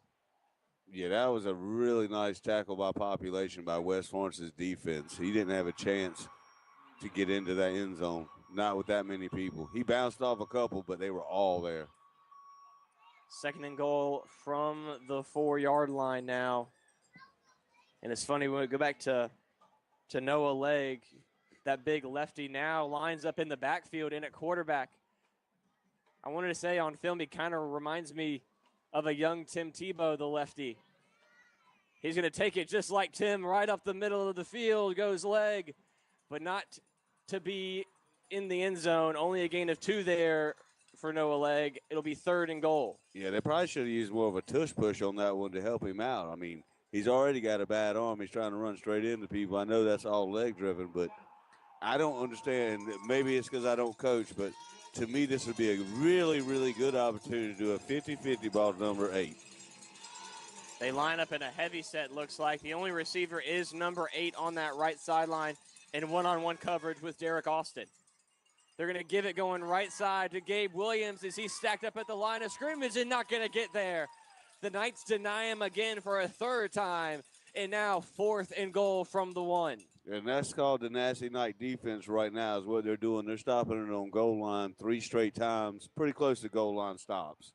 I'm assuming, and of course not assuming, this has got to be a place where you would go for it if you are the Conway Tigers. We'll have to find out after the break. The 4th quarter is up next here as the 3rd quarter time expires. Conway threatening to get this back to a 1-score game. West Florence is up 21-7 here in your Florence Game of the Week. We'll be back with the 4th quarter after this. From the Florence Toyota Studios, this is WOLH Florence, 96.3 ESPN Radio, the worldwide leader in sports. If that crack in your windshield is driving you crazy, but you don't have time to get it fixed, call Galloway Auto Glass, a mobile service company that comes to you. Owner and operator Will Floyd has over 20 years experience in auto glass repair and replacement, but the real boss is Judge, the Labrador Retriever who rides along and ensures customer satisfaction. Galloway Auto Glass always treats your vehicle like their own and will even help you file your insurance claim. Call Galloway Auto Glass at 843-332-7575 or 664-9918. Serving Florence, Darlington, Hartsville, and surrounding areas. Coming up after the game, it's the South Carolina High School Scoreboard Show on 96.3 ESPN Radio. Welcome back to your high school football game of the week here on 96.3 ESPN Radio. The 5A playoffs filled with drama here in the first round as we enter the fourth quarter. Conway driving down 2 scores. It is 4th and goal from the 1 here. And upcoming, Chuck, this is probably the biggest play of the game. I mean, it is for Conway. It's definitely the biggest play of the game. West Florence, defensively, big play, but they've got to score here because they take a lot of time off the clock. They're probably only going to get 2 more drives in the way if they're going to methodically move it down that way, they're only going to have probably 2 drives in the fourth quarter. Conway, possibly 12 minutes left on their season if they can't turn this around. Noah Legg in at quarterback, who hasn't started tonight. He's in their goal line package. Now lines up under center. He'll hand it up the middle, but a flag flies as he tried to quarterback sneak it. And that's not a good sign on Conway there. Yeah, because he had the touchdown. As they may have gotten a head start, and they did. It'll be a false start on the Tigers. Those penalties can be a killer, and that's an example of it right there. And they're now in a 4th down situation, which is not nearly as manageable as the last one. Yep. It's going to be 4th down from the probably 6.5-yard line, you can call it, in between those 2 yard lines. Canty back in the game at quarterback here. They're in the gun. Trips to his right with Legg, who's been their top target. Small all alone on the left, and Jenkins in the slot. 5 seconds to go on the play clock here as Conway, sensing the cruciality of this play, they're going to call a timeout here. I mean, and like you said, it is the biggest play of the game if you're Conway, and you got to try to get this right. And after you probably had to play for a 1-yard gain, the quarterback sneak, you've got to try to come up. This is perfect time to try one of these trick plays. You need something to make sure you get into this end zone. Well, you need to make sure you execute. I'm sure they had a money play lined up with Legg there on that sneak that they knew they had, and then they just didn't execute and got a penalty there. So it's all about execution on this play. You can call whatever you want, but you got to be able to not have a penalty against yourself here. I agree. I just think they got to try something different because most of the stuff they've worked on has not worked. The only thing that's really worked for them was that one big pass play and then running to the right side. That last drive, they had more yardage on that last drive than they have the entire game combined. They're on the right hash. Or this drive, sorry. They'll have trips to Canty's left now. Legg, Jenkins, and Savion Watson on his left. Small lined up by himself on the right. Here we go. 4th down and goal from the 7-yard line.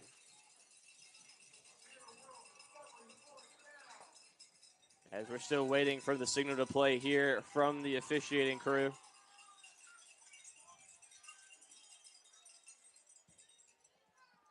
As we have a stoppage in play for some reason here, I'm not sure what the current issue is on the field here after this timeout.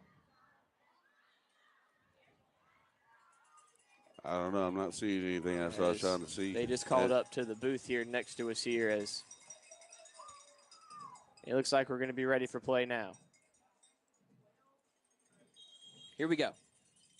Here is your 4th down. Still in that trips look. They send Legg in motion. He'll line up in at tight end now. And again, the Tigers, sensing the nerves of the moment, their right tackle false started. Yeah, and these are definitely penalties that are shooting Conway in the foot. They really needed to stay on that 1 yard line. As that Knights defensive line all shifted at the same time, and the Conway line just couldn't hold their water. Back them up another 5. In what was a 1st and goal opportunity inside the 3 yard line is now 4th and goal from the 13. Still the biggest play of the game. It's just a lot harder to get a touchdown now. Now's the time to do that jump ball to number 8. I'm not an offensive coordinator, but this would be my time. He's lined up in the slot. He's not a lawyer, everybody, but here's his legal advice. He looked to throw. Canty sacked. Dropped in the backfield. 2 Knights to get him. One of them was number 33, Jonathan Lunan. And I think the other one was number 5. No, excuse me. Yeah, we'll have to check on the other one there, but a huge stop by the Knight defense, slamming the door on Conway. Yeah, they had 2 of them in the backfield quick, like he had no chance. Not at all. He was looking to throw to that side to Jenkins there. Yeah, but you got to block the players a little bit to get it up there, or just throw it immediately and hope he runs under it. And with not much time off the clock here in the 4th quarter, we got 11:56. The Knights with the ball in a 2-score lead. Going to look to lean on this Tiger front and focus on this run game. Tristan Collins in the backfield. They'll fake it to him. They're going to throw a swing pass out to the right side. A nice catch and run across the 20 to North Willis. Gain about 5. Yeah, and it's good to see them getting some throws out there because they're not going to be able to just be one-dimensional throughout the playoffs if West Florence thinks they are. They're not. You're going to have to throw against some of these teams. Yep. So they need to practice that, especially right now with the game against Conway where they feel like they're up, and they really have a good chance right now to put this game away. Don't want to be reckless, but you want to try to find out what some of your guys are made of here. 2nd down and 7, handoff up the middle of the field. Collins met with a lot of resistance, not much, maybe a gain of 2 there. Yeah, it was a lot better by the Tigers defense that time against Tristan Collins. He's had so much just running tonight, just run, and gaining a lot of yards. So it's good for that defense to step in and tackle him. Yeah, number 52, McClendon, was the one there to bring him down. Brings up a big 3rd down and 2 here as the Tigers, if they can get a 3 and out here and get this ball back, that'd be exactly what they need. This would be a huge stop for them. At the 24-yard line, they line up 3 tight ends, heavy set here. Anderson still in at quarterback. They're going to give it Collins going right side. Tristan Collins making a man miss, and he's got the 1st down yardage and more to the 35, still trying to break the tackle. He'll be brought down there. Tristan Collins, another great run. Yeah, that young man doesn't stop churning his legs, and that's exactly what he did to keep getting extra yards. He just kept his legs moving, even when somebody touched him. That's how he got away from the guy last time to score that touchdown. He just kept moving his legs. Yeah, the arm tackles you will gotta not work. You got to make sure his feet ain't on the ground. If that's the case, pick him up off the ground. He's small enough, you better pick him up because he'll keep don't moving. let him run. Fresh set of downs for the Knights now at the 37-yard line. Inside 10 minutes now. Conway starting to scoreboard watch, seeing how much time is left on that clock. Jeremiah Bryant's got it now. There goes Jeremiah Bryant knifing up the middle of the field. A nice run and a quick 8 yards for number 1. Yeah, it almost looked like he was going to break that when I heard the excitement in your voice as well, because it looked like it could have been one, because he just takes off so fast. But kudos to Conway's defense for being able to stop that young man as fast as he is. And just one bad angle there, and he's gone. And now looks like trouble for a Tiger getting off the field there, and that's a big loss for them if he's not able to continue. That's number 9, Gabe Williams, who's been their leading rusher on the day, and is also a great linebacker for the Tigers as well, as he is having a tough time limping off the field here as we have I'm not sure if we have a timeout on top of it or if we're just calling this an injury timeout here. Let's see. I think they're going to. Yeah, it looks like an injury timeout. The teams will go back to play here. Yeah, it was a quick one.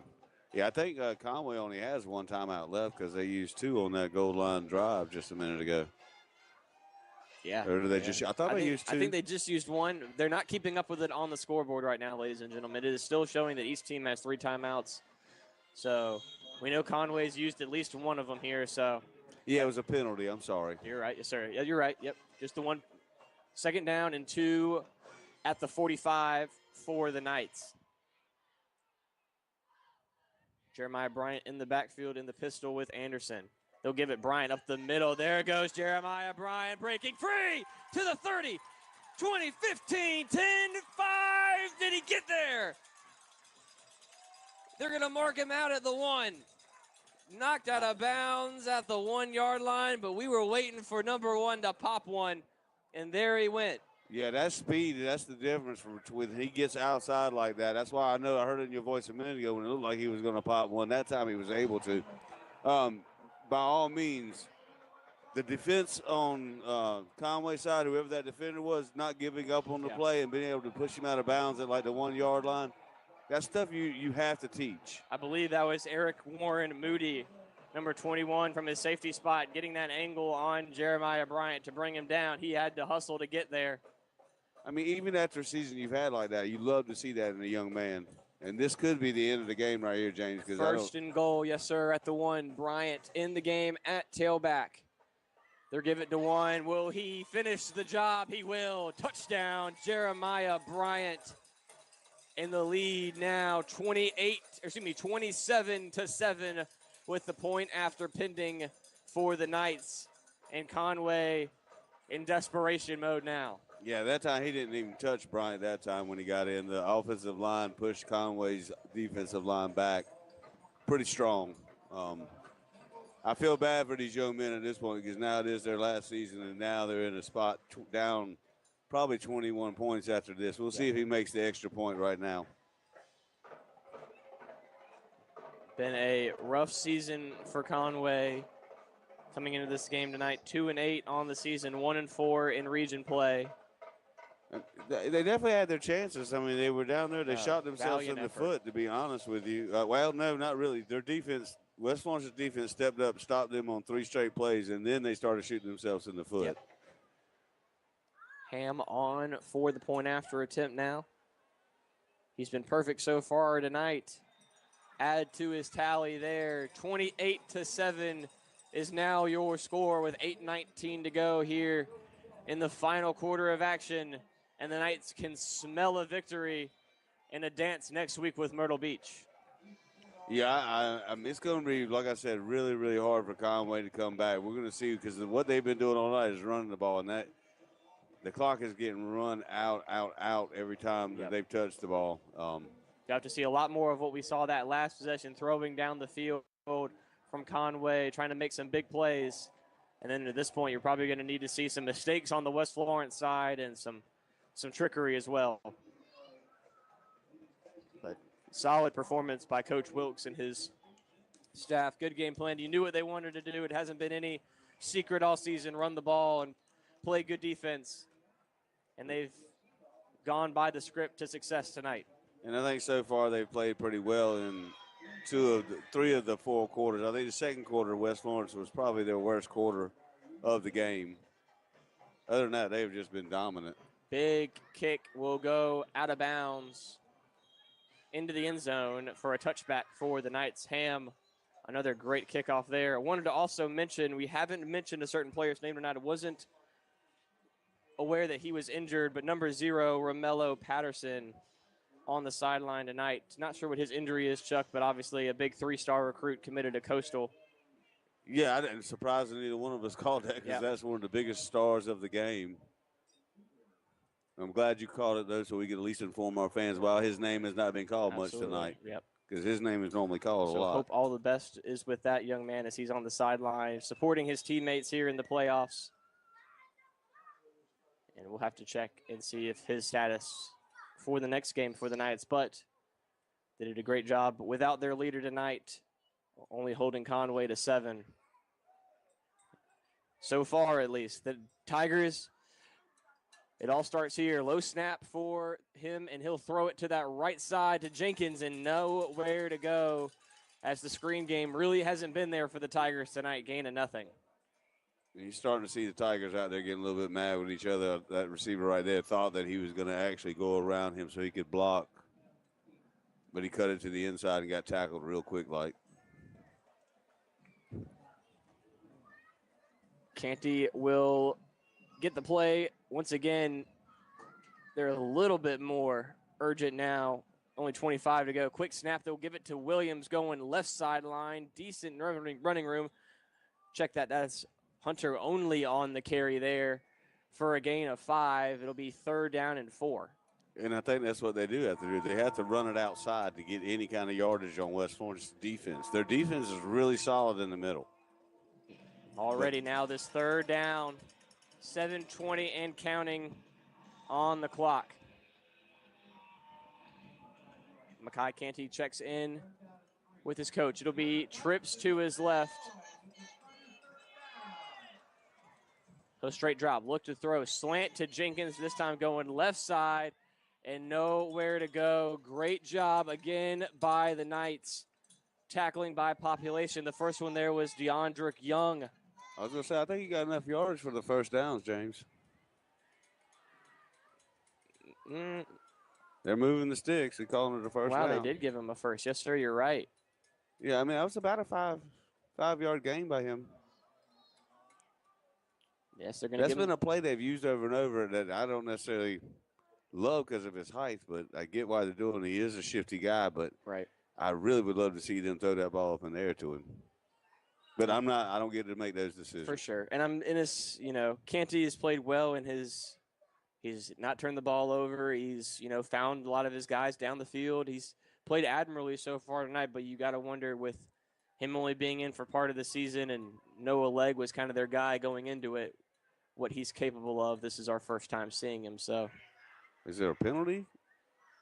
Yeah, there's a penalty, so they're moving the ball. They're moving it back, so that wouldn't be first down anymore. Interesting here as they try to get everything all set with the chain gang on that far sideline there. I can't tell if it's first down or not. Yeah, they're gonna give him the first down, and they have it at the 25. Now they'll back him up. I'm not sure what the penalty was, I am not either, James, and I'm trying to understand. Maybe it was after the play, unnecessary roughness. Be the only thing I could think of. Call it a holding. I suppose maybe the player already had the first down, and then they held after that. So that would be my best guess there. So it'd be first down, call it 16 after the holding penalty here. 7 minutes to go, fourth quarter. As the Tigers backing themselves up here. They change it. Now it is third down. Yes, third down now. Okay, it makes more sense to us now. Okay, here we go. All settled here. Third down and 16 now for the Tigers.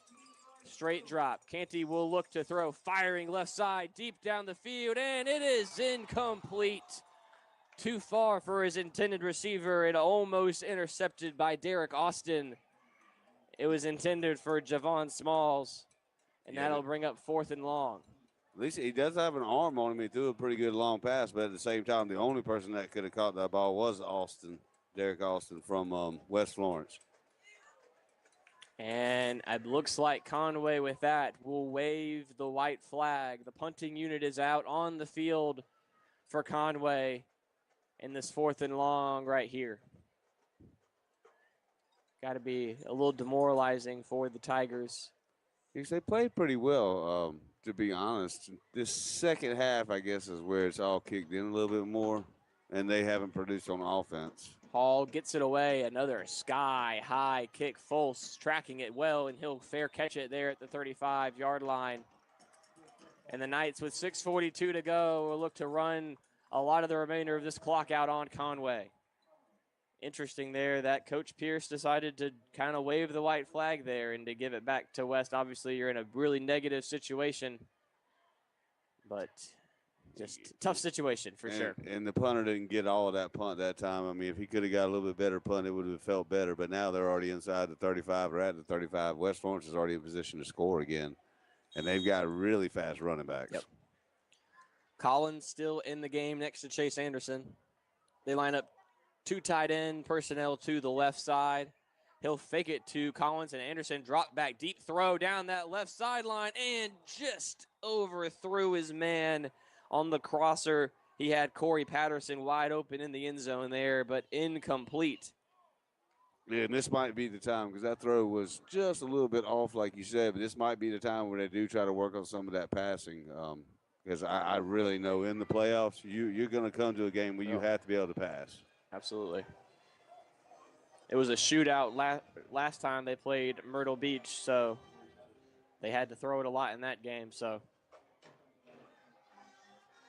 2nd down and 10, 6:36 left on the game clock at the 45-yard line.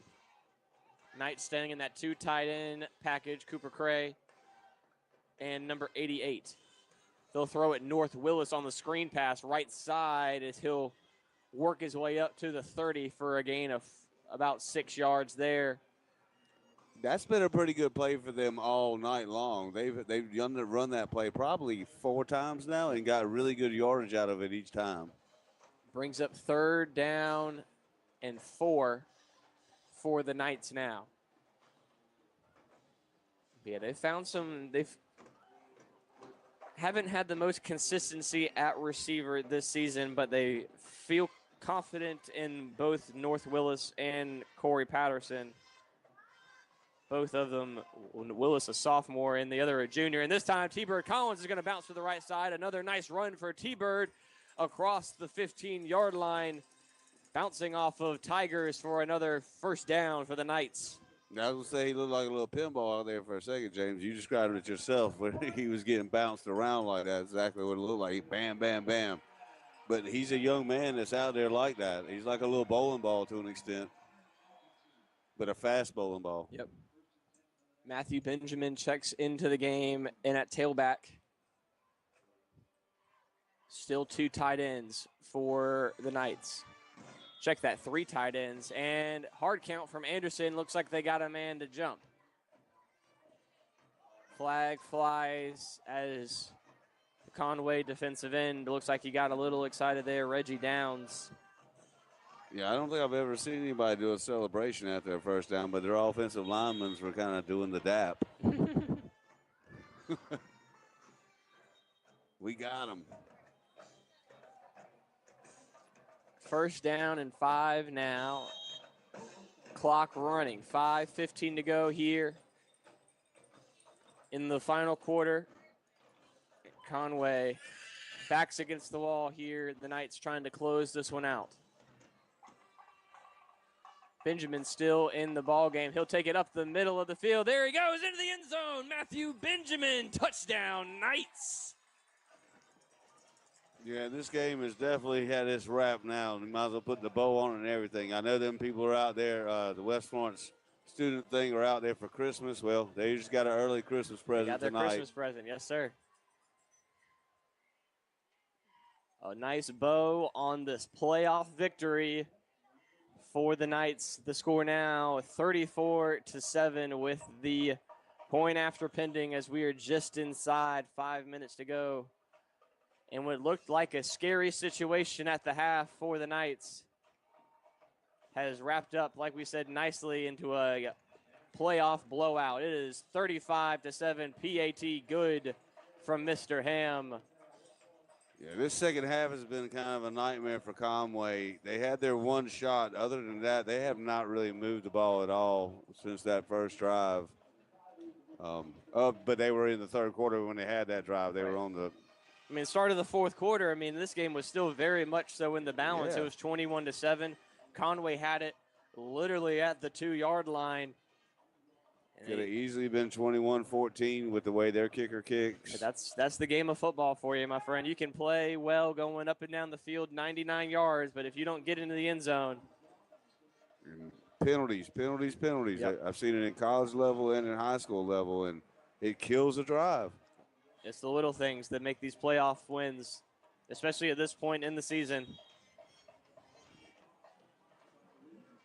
As Ham will kick this one away. Back deep is Lawson as he'll let that one go. And some more extracurriculars now, a little friendly tap there from the Knights and the Tigers. And as we don't want to see any more of the extracurriculars from the first half in the end of this game. no, number 22, 20's got a foot on him also. We haven't been able to see that before. He's kicking the ball out the end zone as well, which you don't see a lot in high school. It has been a nice find for the Knights midway through the season. They found Mr. Ham. And he is definitely a weapon for them. Now back out is the Tiger offense here. And at this point, you're looking to see what you can build on for next year. A lot of pretty young team here, a lot of juniors, including Mr. Canty here, as he'll fire right side on a screen pass, as he'll scamper for about 3 or 4 yards there to another junior, Garrett Thompson. Yeah, that was one of their nicer plays, and they just haven't done a lot. And I know we've talked about it, but at least they gained 5 on the first down play. Right now, you got to keep yourself and put yourself into a penalty position.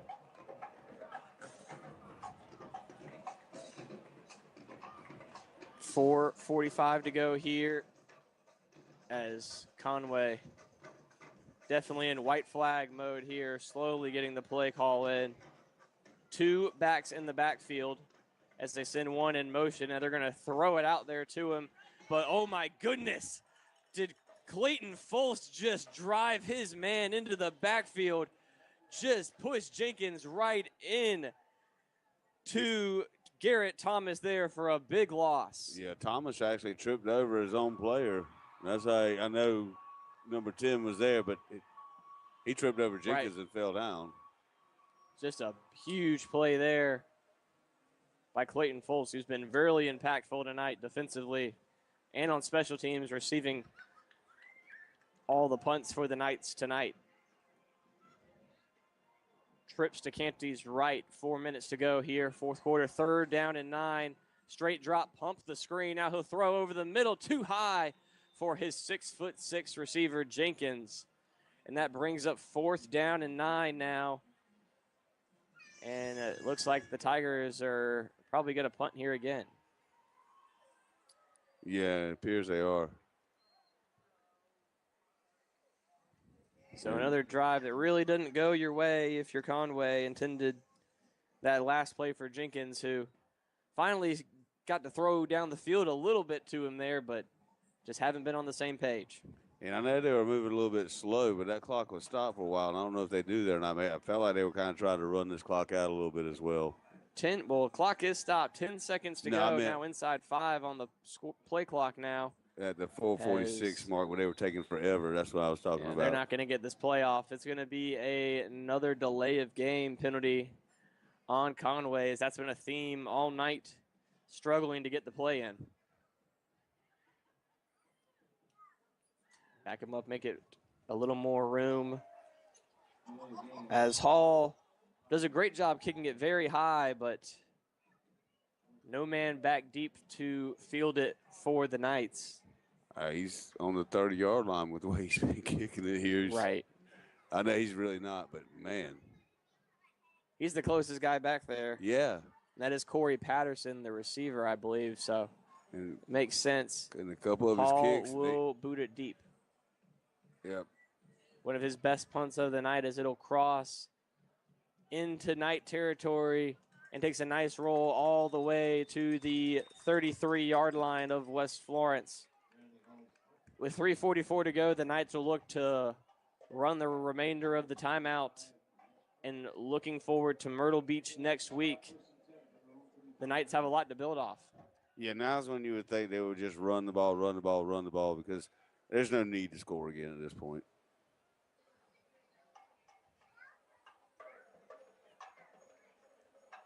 But, of course, if I was a young man and I had the opportunity, I'd give you running straight down to the touchdown. Absolutely. Collins in the backfield with Anderson here, as this is possibly these seniors' last drive here in Knight Stadium. Anderson gives it to, that's not Collins, that's number 40 running left side. Big running room for him as he's across the 40, 35 and pushed out of bounds there. Number 40 not on our depth chart here, but it looked a lot like T-Bird running that. I thought that's who it was. And that's you can hear the excitement over on the sideline from his teammates. As that's a big run all the way to the 35-yard line. 33 minutes and 33 seconds to go here.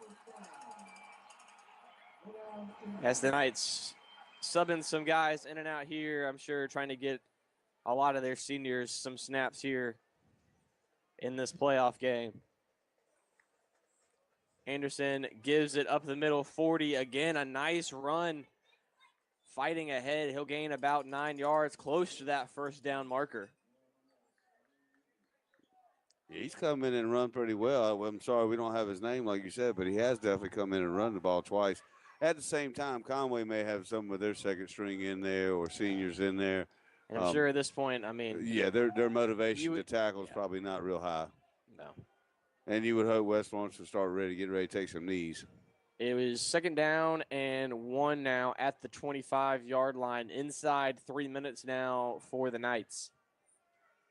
They see it now. They're just going to watch the play clock drip here with 15 now. Anderson not even – you can just see them standing there watching that scoreboard. And now he's getting set. 5 on the play clock. Flag flies late, and I don't think West Florence was able to hold their water for the whole time. Yeah, it was the left tackle actually jumped off sides just now, West Florence. Yeah, false start. It'll back him up 5. 2:30 to go now after that penalty. That's a long time for an offensive lineman to stand there and hold his water, man. Yeah, it is. As West Florence now will call a timeout here with 2:30 to go. And we'll take a break with him here. Waning moments of the fourth quarter. Knights celebrating a victory here early. We'll be back after this break. For decades, Stoudenmeyer Dowling Funeral Home in Florence has been there for our community to help them heal after a loss with dignified and memorable funeral services. When you choose Stoudenmeyer Dowling Funeral Home, you're choosing a legacy of trust when it comes to caring for both those who have gone and the family and friends they left behind. Everyone grieves differently, but Stoudenmeyer Dowling Funeral Home is committed to helping you through it. They're always available to you by phone, email, Facebook, and their website at StoudenmeyerDowling.com. Now back to the high school football game of the week on 96.3 ESPN Radio.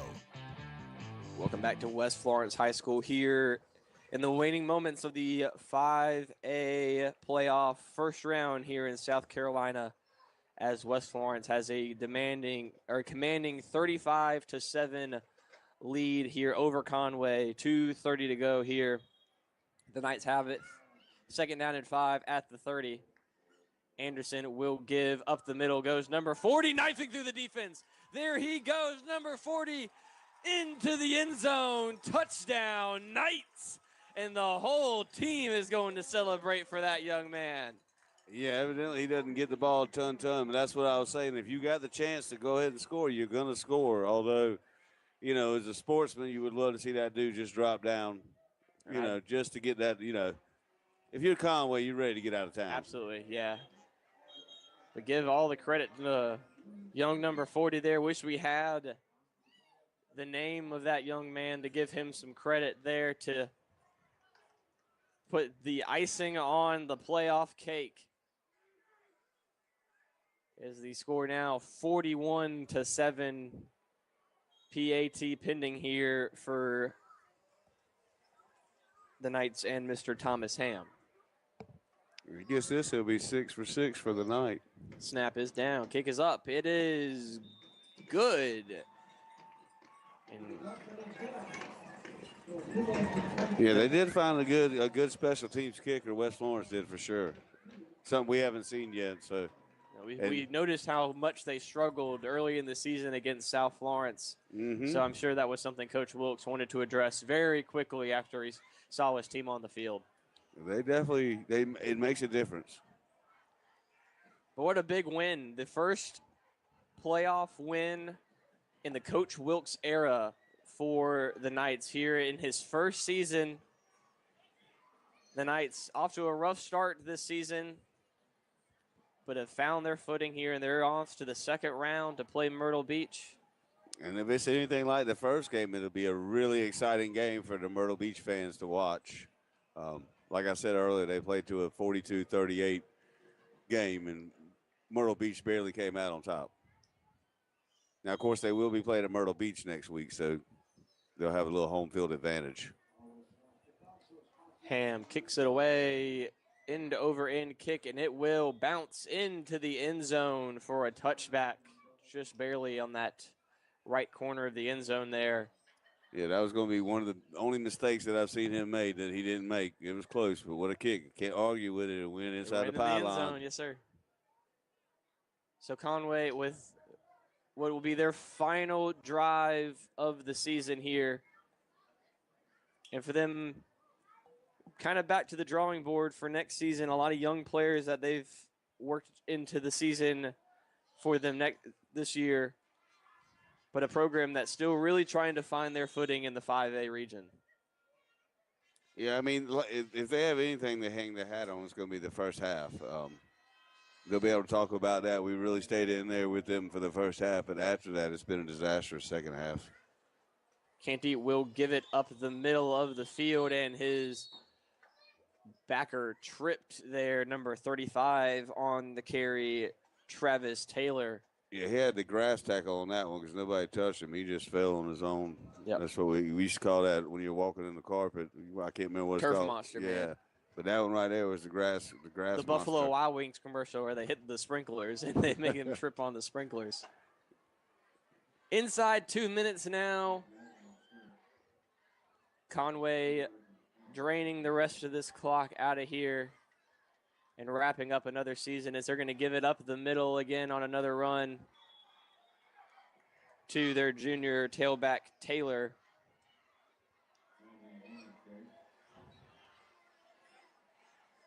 And for Conway, it's going to be a long bus ride back towards the beach. And back to the drawing board for them next year. Yeah, they definitely have to make improvements because this has been 2 seasons back-to-back, and I know they've had more than that, but 2 seasons back-to-back, they've got 5 victories total. Yep.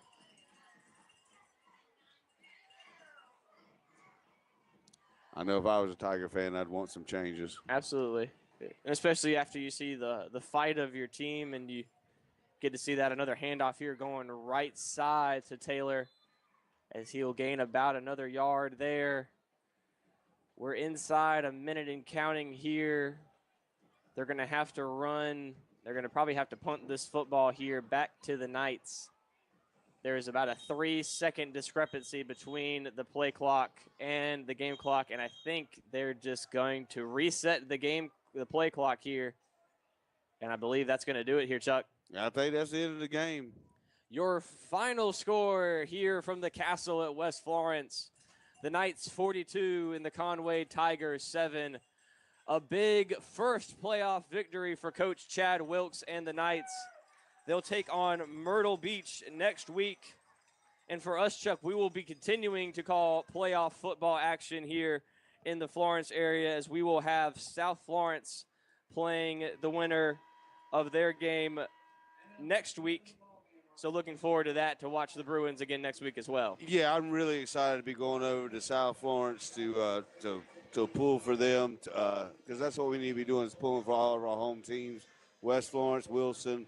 Hopefully Wilson did good tonight. We'll find out after this broadcast is over. Phil, yes, sir. We already know what happened to South Florence, and we get to go to South Florence and cheer on the state championships to defend their title. Looking forward to it, my friend. Your final score here from West Florence, the Knights 42, Conway 7. Thank you, everybody, for listening, and have a great night, and we'll see you next week. You've been listening to the 96.3 ESPN Radio High School Football Game of the Week, brought to you in part by Galloway Auto Glass, Stoudemire Dowling Funeral Home, Adams Metal Building Supply, Rivals, a store divided. This has been a presentation of Community Broadcasters Sports. Yeah, drop me some. I know, but why don't you tell Mike in case he doesn't know? So when we're riding over here today, we ended up coming in from the Atlanta airport by car.